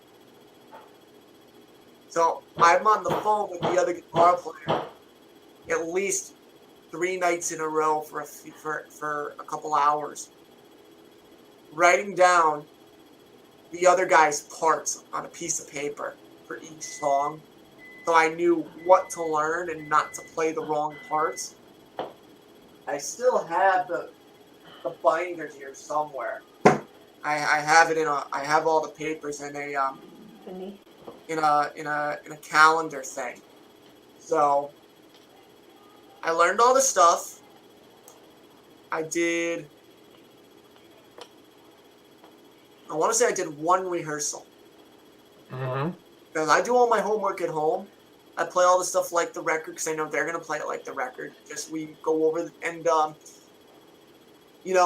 all the endings are like the record. And if there was a different ending, the other guitar player just told me it on the phone and I wrote it down. So I did all my homework at home. And, actually, no. I had to do an audition first. Even though the bass player wanted to just give it to me right away, he, because of the other guys, had to audition me. So I had picked 7 songs. Or was it 5? 5 or 7. They first came up to my house from Long Island. So they came up to Connecticut, the bass player and the other guitar player. The other guitar player sat with me while we played through the songs. Because they didn't know how I was going to play the songs. They had only seen me play live with another band. And they were a little skeptical at first. I don't know why, but so when they came into my house, they saw all my Marshalls set up. And they're like, that kind of eased them down a little bit, that maybe I was going to have my shit together. And then I played the songs for them. And afterwards, we stepped outside because they both smoke. I don't. I wasn't going to let them smoke in my house. So they said to me, we didn't think you were going to play the songs that good. So they're like, we're really confident about your audition. You're going to get this. And they were even saying to me, like, you do stuff that's on the record that the other guy didn't do. So I'm like, cool. Awesome. Good. I'm good to go. And I did my audition. They loved me. They all loved me. The other guitar player, Chris Faya, I think his last name is. Amazing guy. I love Chris. Got to meet him. Chris is the guy I replaced. And then I did my first show with them in Ohio in March at the Hard Rock Casino, which is the casino for the Hard Rock Cafe. And that was my first show with the band in front of a sold-out, what's it called? Cabaret theater that they have there. Yeah, the Hard Rock. 350 people. Every ticket sold. And it just went uphill from there. And I've loved almost every minute and show that I've done with this band. I mean, there's a couple funny fucking stories about stuff that's happened with this band. For example, I almost didn't play my first show with the band at the casino. I was this close to not playing the show because we were loading in gear. So I'm walking in with my Marshall head and my guitar. And they had us go in through the back door of the theater, but was also connected to the front door of the casino. They're like right next to each other. And they had a security guard at the door. So I'm walking in and out, getting more gear and stuff. And I think on the 4th or 5th time I went in and out with gear, he stopped me. And he says to me, "You look a little young to be in here, don't you?" I'm like, No, I'm the guitar player in the band. What are you talking about? So he starts questioning me about how old I am. Because apparently to be in the theater, cabaret theater, you have to be 21 because it's in a casino. Yeah. Yeah. But what he neglected to acknowledge was you don't need to be 21 to be employed or work in a casino. You just need to be 18, just like an 18-year-old can work in a bar, Yeah. but they Yeah. can't drink. But you can be employed in a bar at 18. And this was also the law in Ohio. My mom looked it up because I called her on the phone from outside, and I was just like freaking out. I'm like, "Ma, they're trying to say I can't play." So this security guard decided to just be an asshole and make a huge deal about it. So I finally told him, like, "Look, I'm 20. I'm gonna be 21 in less than a month and a half, and I'm in the band. Last I checked, I didn't need to be 21 to be employed and play in a venue." So I finished bringing all the gear in. He went and got the manager because he decided to be even more of an asshole and go get the manager. So I'm setting up my gear. That's the The way it usually manager comes goes. over to the stage, and the stage was probably at 10 feet off the ground. Mm. And she sees me. She points over to me, and she asked me to come here. And I went over to the front of the stage. I get down, and she's like, "So, are you really 20?" And I said, "Yeah, I am. Why?" And she's like, "Well, that's a little bit of a problem." And she started even trying to say that I needed to be 21 to perform and play in there. And they ended up getting the Ohio lottery. Those are like the these three older gentlemen that had to have been in their like 70s from the Ohio Lottery Commission to I wasn't even allowed out of the dressing room. They had me after sound check. They confined me to my dressing room. So we were supposed to have dinner before we played. I couldn't even go and get dinner. They had to have one of the guys go and get it for me, and I didn't even eat until after we played. So that's what happened with the first gig, and that I almost didn't get to play it because of that. Yeah. No. But yeah. And then I finally turned 21, never had an issue again. But that's the first time I ever had a problem about my age with playing in a venue. Because I had been playing in bars since I was 16. They see me walking with a guitar. They don't question me or anything. They just think, oh, he's with the band. They don't, no one's ever cared. So I think the security guard just decided to be an asshole that day. Pretty much, yeah. Yeah. Yeah, and then yeah, I think it was then the summer I did I traveled my farthest gig with them out to we drove from Queens, Astoria, Queens, New York, where we meet before we go out of state, and drove all the way to the west side of Indiana. So we're almost in Illinois. We're about an hour and a half from the Illinois border. So it was a 13-hour drive. So I did that with them in August. We went to Goodland, Indiana for a festival we played. And they had me drive some of the way, and I got a little reckless at 4 o'clock in the morning and decided to go 97 miles an hour down the Ohio freeway and get pulled over. Here I am, 21, with hair down to my chest. I'm wearing a red shirt with the sleeves cut off and a wristband with a skull and crossbones on it, blasting music in the car. The cops pull me over, and it's 4 o'clock in the morning. Highway's deserted. There's no one on the road. And I didn't even see the cop. I didn't, like, usually you would see the cop off the side of the highway. I didn't even Yeah. see him. And Yeah. he pulls me over. He's like, so how fast you think you were going? And mind you, we'd already been driving for 8 hours, so I was like sleep deprived. And I said, I was just kind of like, what? I'll take a guess. Was I going 90? He says, no, you're going 97. So that was another funny thing that happened. I got smacked with like a $200 ticket for speeding. So fun stuff happens when you play in a band. Yeah. So, Yeah. that's Rock of Ages for you. So, do you would you like to share maybe your future plans, hopefully Yeah, for Scarlet Serpent?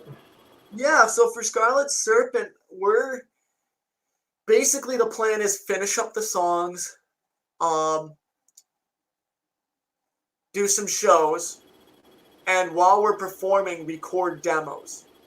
Um, I got a few people who, you know, would be down to helping out with recording the demos, and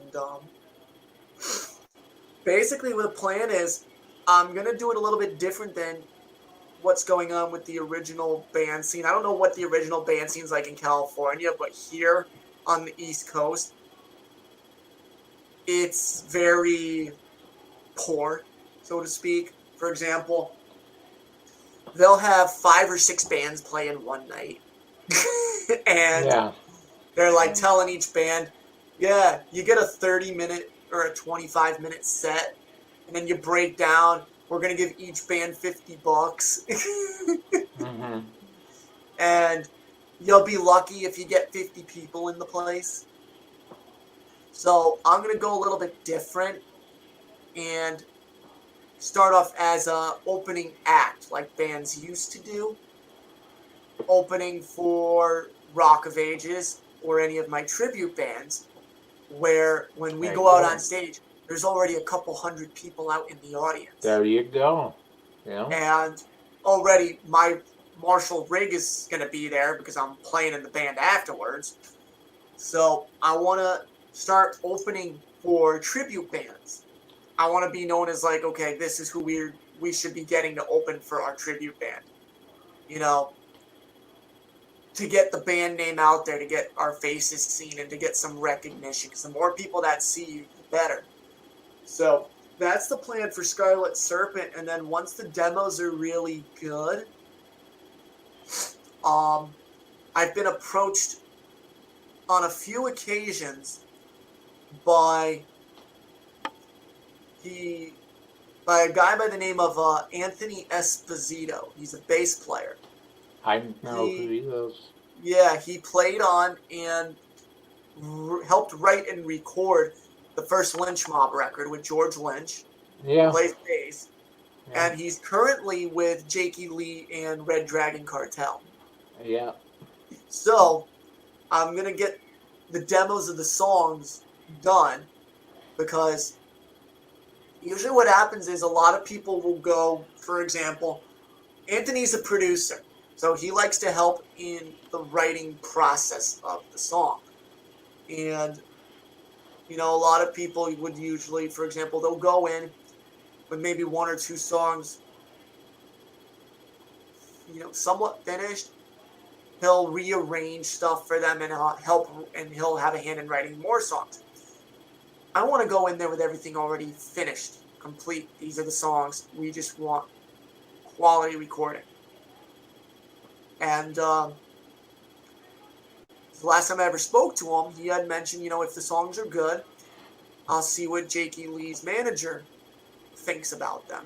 So I want to go in there just prepared and have everything ready, so it's, you know, he's not having to write anything, you know. These are my babies, my children, my songs. And, you know, just have him do what he, you know, record.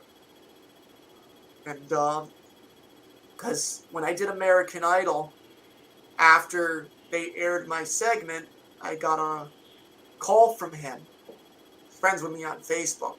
and he had said he saw me and that he wanted to produce me and whatnot. And I was just like, dude, I don't have the time to. I'm doing all the tribute band stuff, and I want to play as a hired gun in a national act. Good example is Joel Hoekstra. He's with Whitesnake, Trans-Siberian Orchestra. I know. Yes. Yeah. Yes. He's a Dude is good an guy. amazing guitar player. He's I want to do what amazing. he's doing. You know, I don't want to do. I did the producer thing when I was a teenager, and all I ever had was bad experiences with it, with thousands of dollars sucked out of me and my parents. Mm-hmm. So, Yeah. because they like to promise you a lot of shit and then not give it. So, Or tell you you gotta pay for it. yeah. Exactly. Even when what they promised you is also in a contract that they had you and the person sign, and they don't deliver on what's in their own contract. So, next thing you know, you're out $18,000. Mm-hmm. So Anthony called me a couple times. I was just like, nah, I'm not into it. And then I got this band together, so I'm into working with him now. It's just I want to have everything ready before I approach him. You know, have him hear the songs in their final draft form. Right. So that's the plan with Scarlet Serpent, and then hopefully start getting some recognition playing throughout the different states like New York, Rhode Island, Massachusetts, Connecticut, Jersey, maybe go up to New Hampshire, Pennsylvania, and start to just build upon it. There's a lot of bands also in Connecticut, they get stuck in Connecticut. They don't branch out, But also the original scene's really screwed up now to where it's a lot of pay to play, sell tickets for the venue to get a slot on a bill opening for someone. Mm-hmm. Basically the venue coming off as if they can't sell their own show, so we're going to put it on the opening bands to do it for us. Because no one... The rock scene is basically here. People my parents' age that aren't going out on Friday and Saturday nights anymore like when they were my age. And a lot of the kids my age who are going out when a band would be playing, they're going to college DJ night at Toad's Place in New Haven.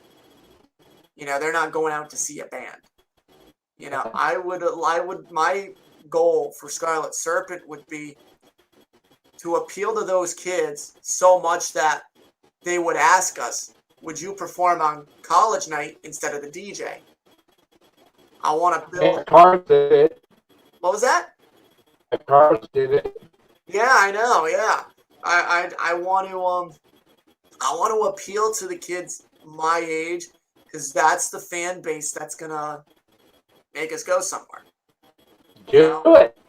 Do it. You can do it. Yeah, I know. That it's...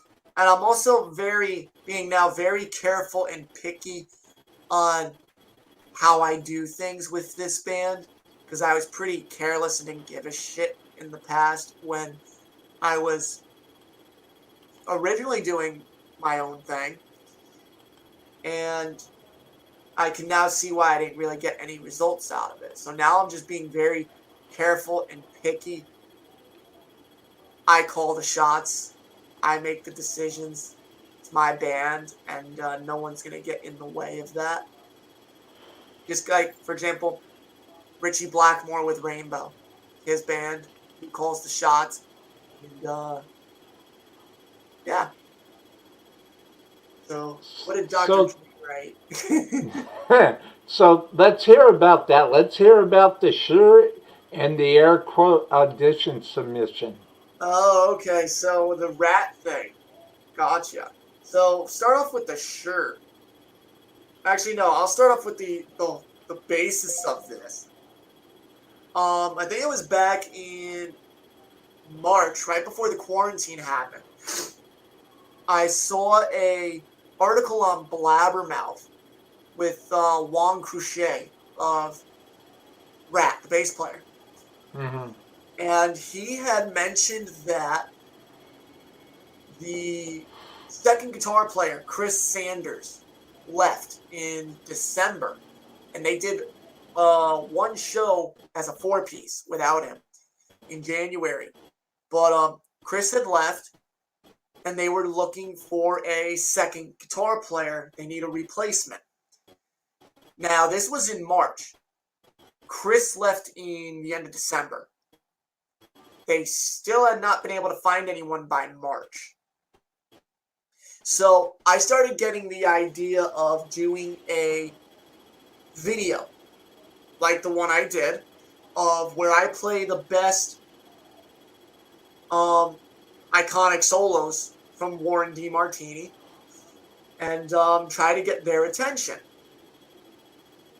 This was actually also a part of a video series I plan on doing where I'm going to take other guitar players and do their best solos.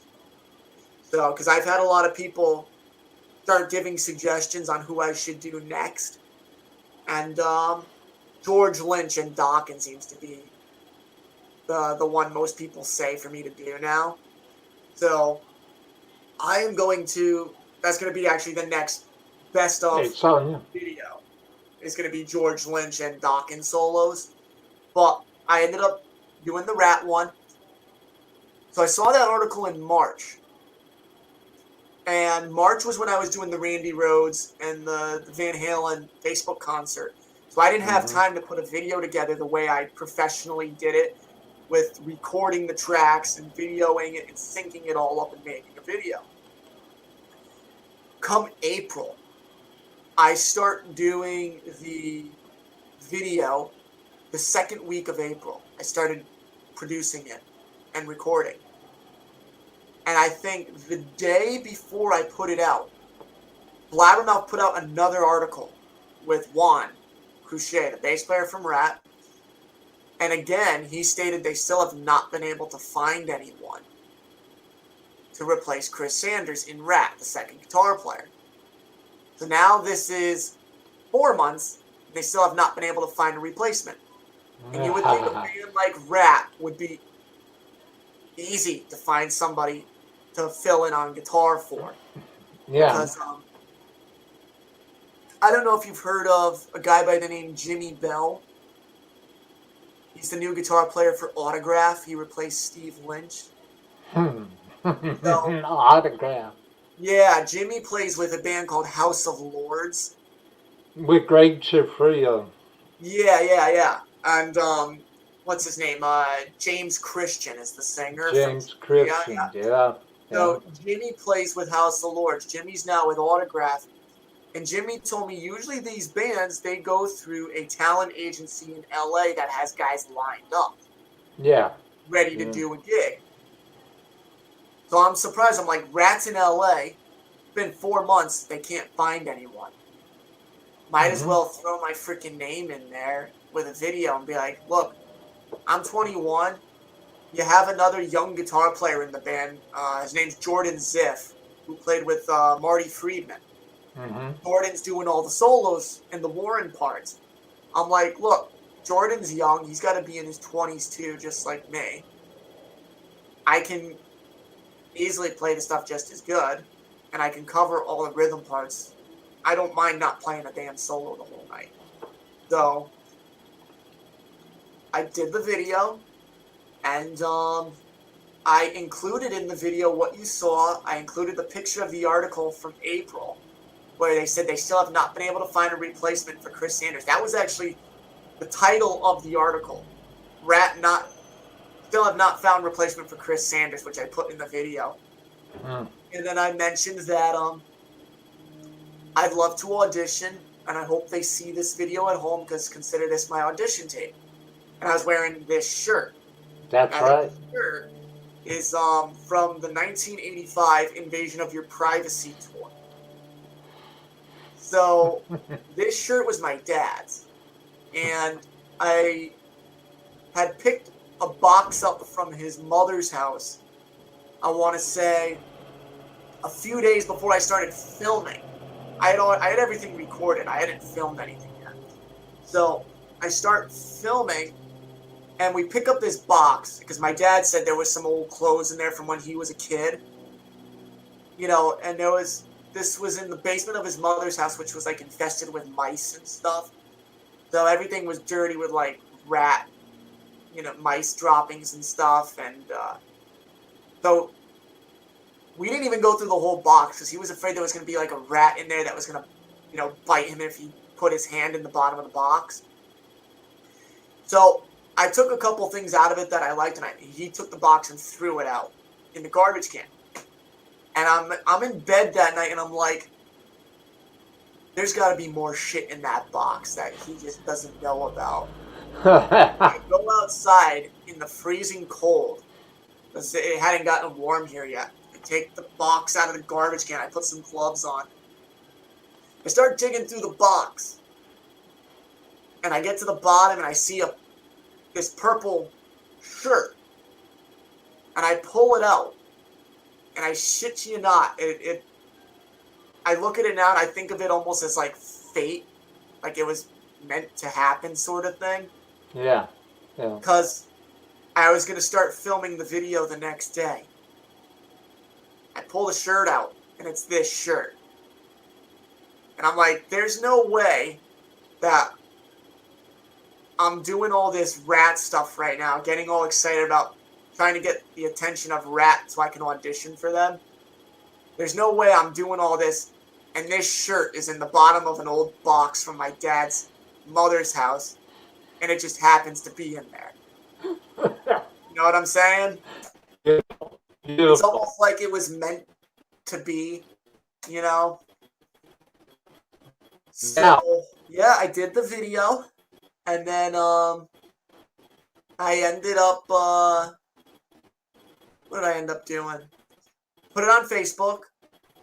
It ended up getting a really big buzz. I think it got like close to 2,500 views on it.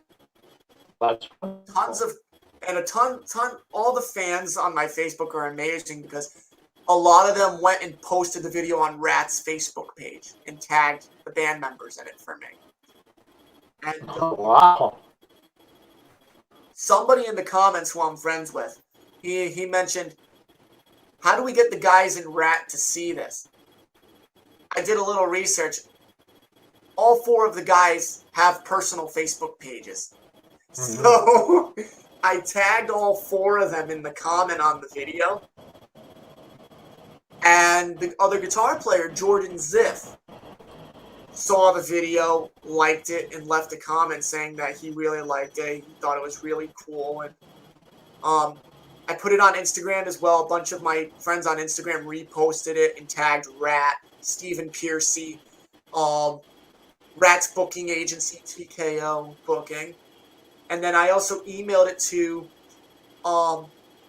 RATT's management and their booking agents, who Marshall was kind enough to send me their contact info. Because I asked Marshall, I'm like, could you guys help me out a bit? So they sent me over all their contact info. I didn't get a response right away from the management until a week later. I sent a follow-up on a Thursday. And within 3 minutes, their management answered me back. And management said they're not holding any auditions until California lifts the gathering ban. Whoever the governor of California is. Gavin Newsom. Yeah, they named him. They said until he lifts the ban, no auditions.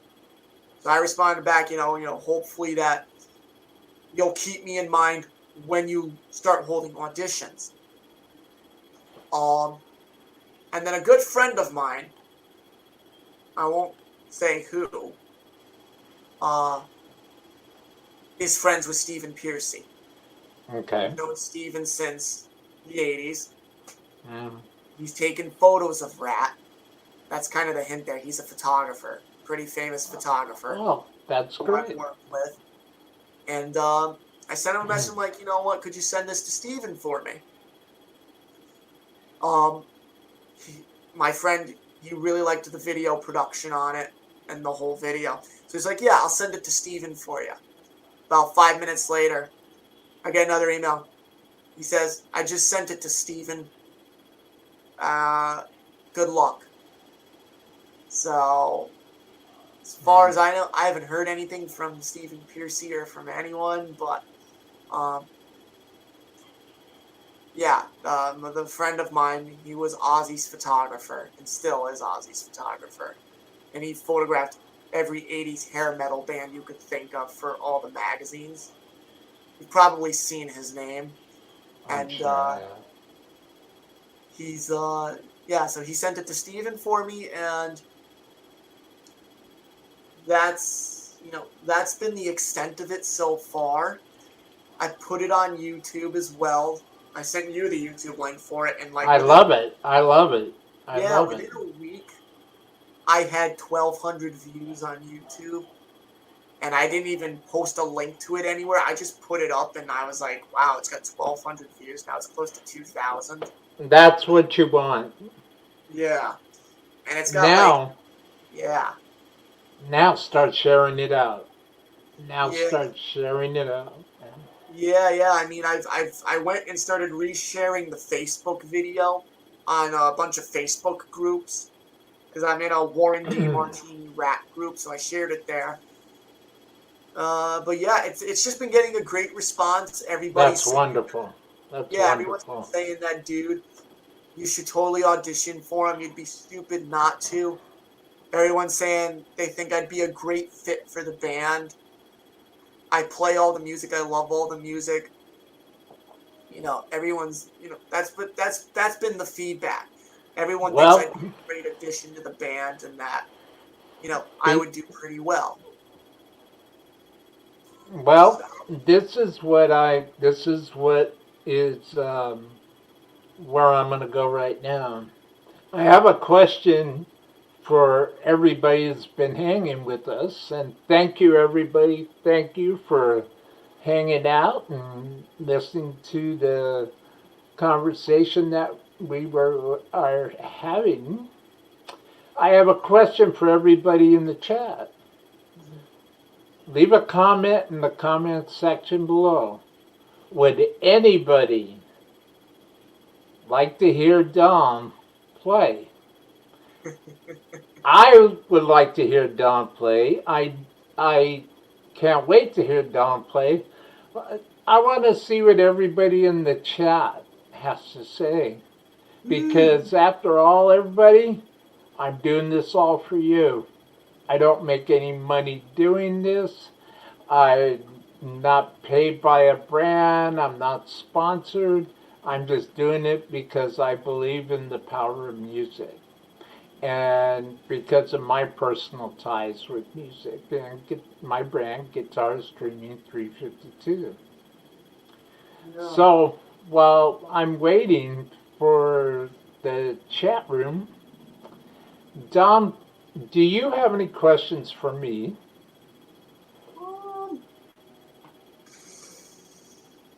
I mean, not that I could think of at the moment.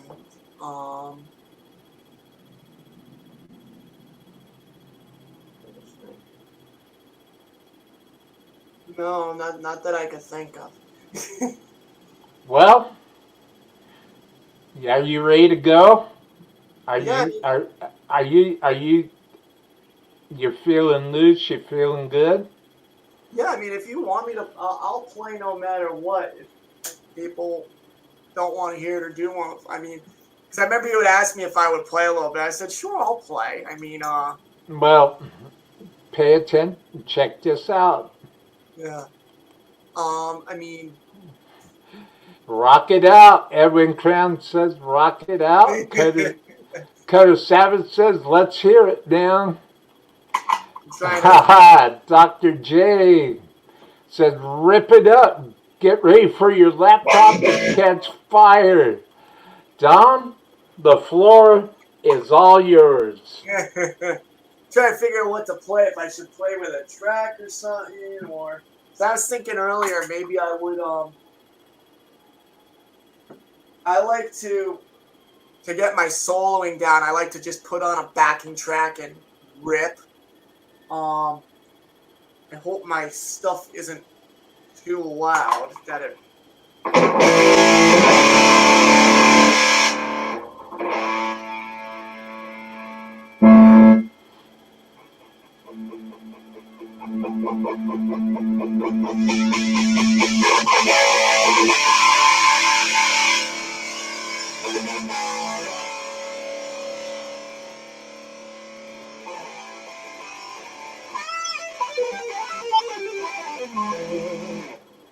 Cool. Give it up. Cool, Dunham. Light it up, man. Yeah. Light it up. Get my new phone. I got a new phone, so I'm like always forgetting how to put my damn password in. Okay, let's see. Let's see here. Backing track.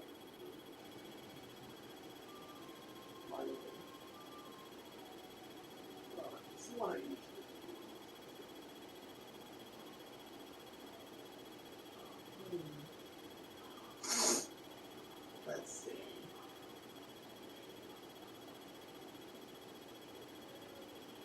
Hard to find one I like. Should have done my homework earlier. Let's see, what's this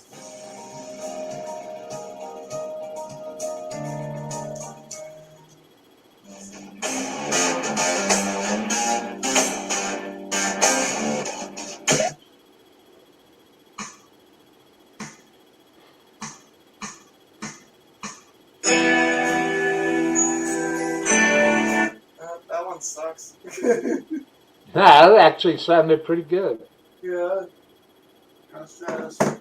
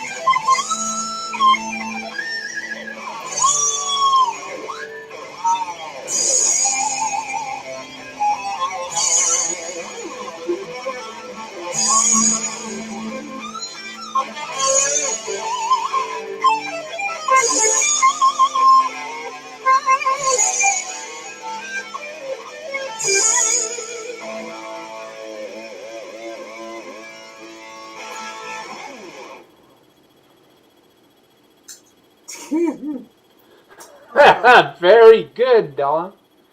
Thank you. You're welcome. Thank you. Thank Yeah, you, Don. that's just a little view into my playing style. So, yeah. Well, let me tell you. Let me tell you. while you're playing, check this out. Landshark says he could play almost as good as me.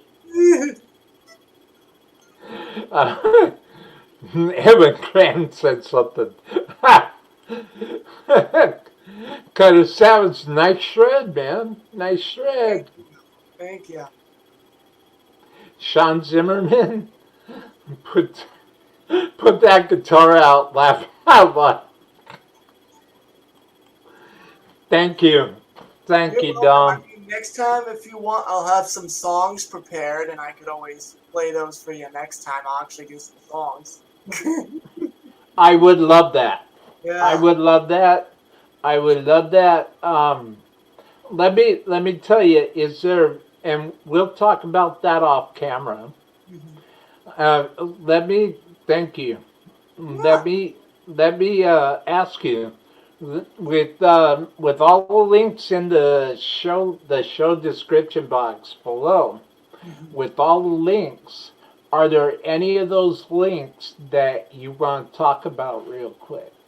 Yeah. So, you can follow and keep up to date with everything I'm doing on my Facebook fan page, which is Damiano Christian. So you can find that. There's actually two. One's my personal page and one's my fan page. Go for the fan page one. So we can start racking up some likes there. You'll see the picture of me playing in the dark with my neon red guitar sticking out. Reason why I'm just saying go for that one is I'm starting to get to the limit of how many friends I can have on my personal one. And you only let you have 5,000. I'm getting close to that. So I post all the same stuff I post on my personal page on my fan page. So go for the fan page, Damiano Christian, hit the like button. Instagram, you can follow me at Damiano_Christian, where you'll see all my guitar videos as well. And YouTube at Damiano Christian as well, where you can find my RATT video. Hit the subscribe button. Make sure you share the RATT video, then we could definitely get some more buzz happening around the RATT thing. Yes. And then keep an eye out for social media pages for Scarlet Serpent, my own band, which I will be creating when we have our first show ready, and I want to get a photo shoot done as well, some pro photos with our outfits and stuff. So we'll be doing that. And then definitely check out the band's profile pages that I'm in. Rock of Ages, Sacred Oath, Aussie America, Head Games, The Foreigner Tribute.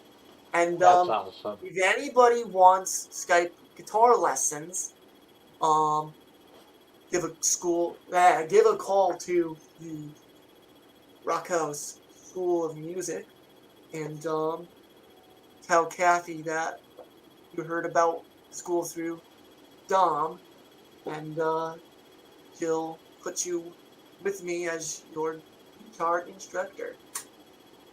So that's all I gotta say for the links. Oh, and the Worst Stars thing, the Worst Stars project that I played on. I was saving that for last. Yeah. So definitely check out we did a rendition of Ronnie James Dio's Worst Stars from the 85 Hearing Aid project. So it was me and a bunch of musicians from Long Island. I got asked to be a part of it through these two guys, Corrado Mazuka, I think I'm saying his name right, who headed the project with another guy named Rob Bora. So they had sent me a message asking me if I would do a guest solo on it. They're gonna do this song for our frontline COVID-19 responders. So I did the guest solo. They put the whole video together. It's on YouTube. The link will be in the description below. But it's already been picked up and plugged by Blabbermouth. Eddie Trunk, who also just talked about it on his podcast yesterday. And a bunch of other radio stations have picked it up. News outlets in New York have picked it up. And we just had a guy in Ohio on a radio station hear it. I'll be on his radio show tomorrow night with some of the other guys who played, talking about that in Ohio. But it was a really fun experience, very humbling that I was asked to be a part of it. Also, Amazing. considering I was the youngest person to play on it. I was 21, and they're all in their 40s and 50s. So I was the youngest guy in the video. And I actually got to record for the first time using my own stuff, like my Scarlett, Focusrite, and my Pro Tools, which I used to do the RATT video. So that was the Worst Stars project, and it was a lot of fun. Go check it out. I think it's already at 12,000 views on YouTube. I sent it to my guy at Marshall, so hopefully they'll want to plug it too. And of all people, I saw a post from Steve Harvey, the comedian, on his Facebook page that he was looking for people to submit videos of their talents and stuff. He wants to see, what people can do and whatnot, and post it on his pages. So we sent it to him a couple days ago. So we're just waiting to hear back if they're going to do anything with it. So that's the deal with the Worst Stars project. If anybody wants me to play any guest solos on stuff, hit me up on Facebook. I'd love to make some guest appearances while we're in quarantine, because I can record at my house and go from there. Let me tell you, and everybody in the chat knows me. Everybody in the chat's been following me for a while now. And everybody in the chat knows that when I talk about music, I wear my heart on my sleeve, and it's just my life, and everybody knows how I feel about it, and how I feel about the magic and the pure power of music. Let me tell you something. I watched the Worst Stars video for the very first time that Dom sent me. It brought tears to my eyes. Really? The hairs on my arms stood up. I could feel the power and the true love and passion and dedication of the artists, including Don, through the video. And let me tell you something. If a video, very few videos do that for me. Lately, I've had a couple videos that have done that for me. There's something just different, just something unique. And I was picking up on it. And the hairs would stand up. I'd get the bumps and everything. Well, let me tell you, folks. Check out the Worst Stars video link in the description box. Close your eyes and enjoy the ride. And let me tell you something, or watch the video, because the people, the performers, the artists, the musicians, the vocalists, the drummers, the bass players, everybody that appeared in the Worst Stars video is just as passionate and loyal and wonderful and gifted as Dom is. And let me tell you, I can't stress enough, check out the video. You will thank me later. Check out the video, because amazing video. That video, very, very rarely do I ever get tears in my eye over a song, over a video.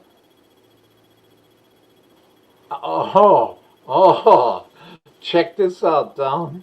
Yeah. Edwin Cran says, I watched it right before you started this show. It's great playing. Thank you. There you go, see? Then you know what I'm talking about, Edwin. Was that not one of the most potent things and powerful things to be shown in a while? That I'm speechless. Check out the video link. The power and the vocalists that you can just hear in the vocalist's voice while they're singing. You can just hear their love and their passion and dedication, and the guitarists and Dom. Absolutely mind-blowing. It literally took me to a different level in my creative imagination, and my music took me to a different level, and it unlocked something in my mind that is just absolutely, it's going to bring nothing but good for me and my brand, and I have Dom to thank for that. I have We Are the Stars to thank for that. I support Dom every way 150%. Thank you. That I can. because I believe in Dom and I believe in the musical mission that he's on, Thank you. and I support it 150%. And you guys in the chat, you know me and you know what I'm saying. I support this artist right here in his musical mission. Thank you. I'll Venmo Domino $1 right now if he takes a fireball shot. I'll hold him to that because he knows I've switched from root beer to Fireball. I used to drink that quite a bit. Jason, I'm sorry, Dr. J. What if it's 2 Fireball shots? Does that mean $2? Yeah, $2. $2. Come on, Dr. J. 1, 2. You owe me $2, Jason.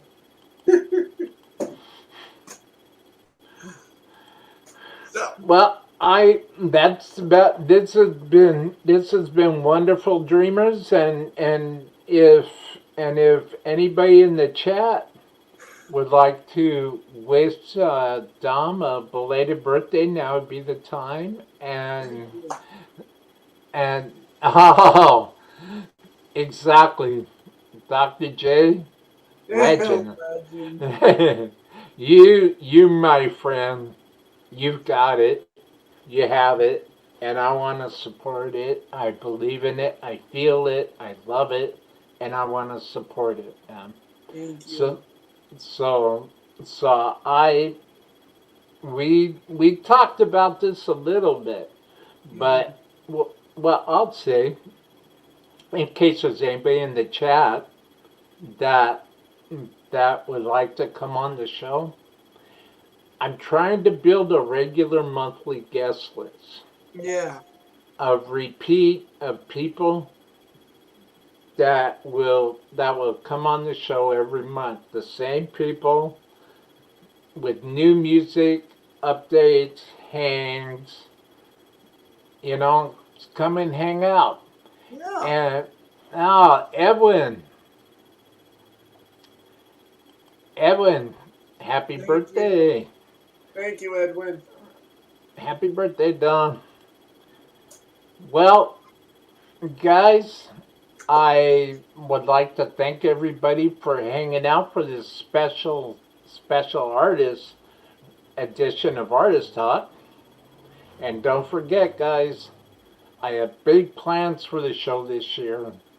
And I was talking to Dom already about my latest addition to my arsenal, which I am very, very, very, very excited to share with everybody. Because this is all part of the musical journey that I'm on. This is all part of the musical mission that I'm on myself. And I would like to encourage Dom to come back to the show and come play some songs, give me updates on Scarlet Serpent, and maybe, just maybe, we might even have a couple members of Scarlet Serpent joining us at one point. If I could get my, if I could get us all to group together and do it, totally. I would love to do that. I would love to meet everybody. I love to see everybody and hear what everybody's got to say. So follow Scarlet Serpent, check it out. So do you have a release date or any kind of a target time, Don? Well, the target date, the target time was supposed to be now, this spring, summer. But obviously that's been put on hold. We haven't been able to get together and rehearse since March. So we've been set back, but I've been writing. Me and Jamie, the singer, have been doing, we'll do Skype sessions every now and then and come up with some new song ideas and stuff. So I'm currently working on just trying to finish the songs now at this point. And That way, when we get in the rehearsal room, we could just work on playing them as a song, not writing them, and then work on the performance aspect and putting our outfits together. So it's I feel like I want to have this ready for when everybody starts playing out again. So I'd obviously want to start getting rehearsing again soon this summer. The only problem is, with Jamie's job, she works as like a nurse caretaker for elderly people in their houses, giving them their medicine and stuff. So where she lives at her apartment, actually, her roommate had to move out because Jamie she can't be near anyone because she gets an inkling of this and goes to work, she'll kill people. And then same thing with my parents, and both of them not having immune systems. I've not really left the house, so I stay home because I don't want to I don't want to go out of the house and get it, and be asymptomatic like they're saying people my age are, and then give it to my parents and then they get it. So that's the last thing. So I want to, hopefully when this starts to die down more, we could at least get in a rehearsal room together and practice. Well, everybody, it's been a true honor. It's been a true pleasure. Thank you for hanging out. Thank you. For this live viewing, for this live premiere. And there will be more. I have some other thoughts in my head about guests and the direction that I'm trying to take my show, and Guitar Streaming 352, folks. It's got to be cool. I'm looking forward to opening some doors. Good, good. I'm excited. I'm happy about it, and I'm looking forward to it. I'm looking forward to it. I'm excited for you too. Thank you, Don. You're welcome. Well, guys, let's.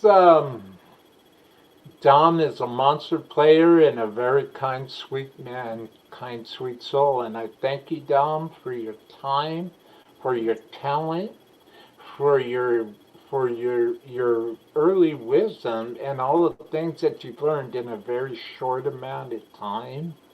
And I'm impressed, and I thank you for sharing, because hopefully something that you have said, something you have played, will inspire some of my dreamers to keep pushing for the best, to find the best in them, to use this quarantine time to develop who they are.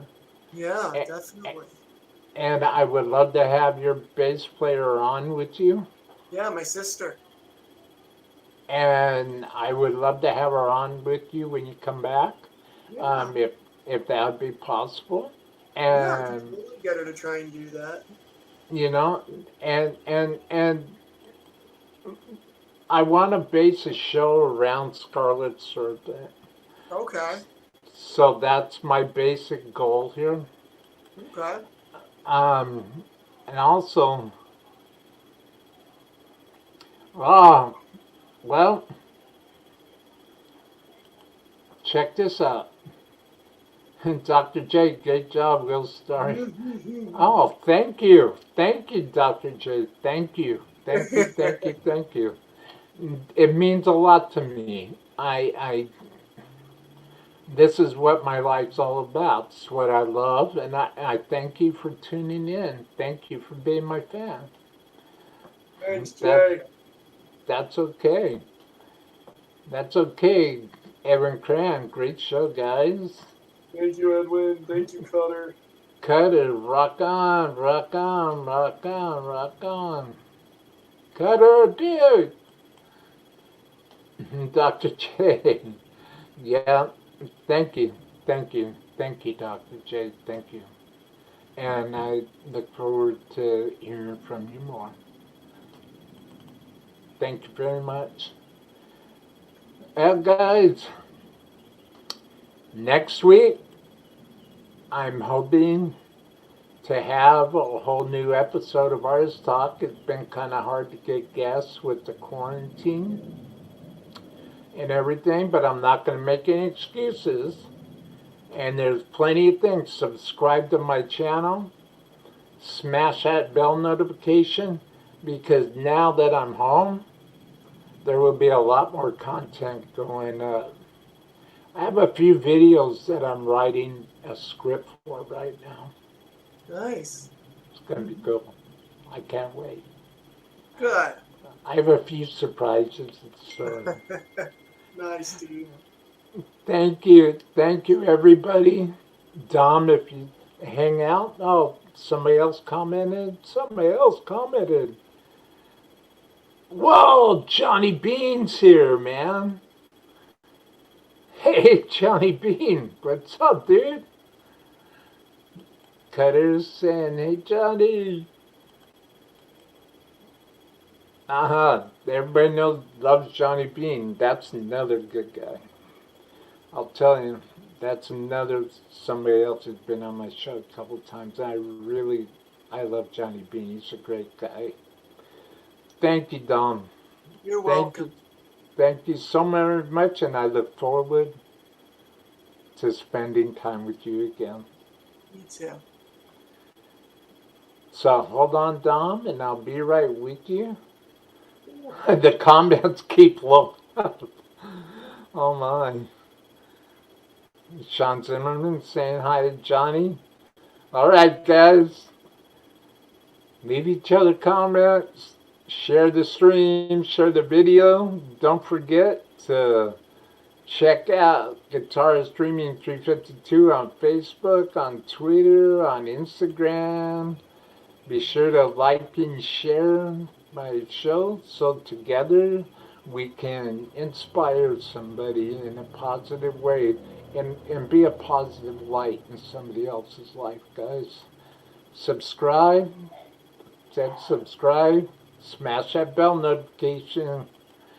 And please, if you feel like it, and if you would like to help me keep developing my musical mission, please consider checking out my support link in the description box below. And I thank everybody for being here. You guys rock. Thank you, everybody. Everybody rocks. Stay inspired. And stand for what you believe in. Thank you. Believe in yourself. Believe in the people around you. Thank you. Let love shine, folks. We're in a bad time right now. Be patient, be kind, and be the good person that you are. Thank you, everybody. On that note, keep an eye out. Hit that subscription button. See you next show.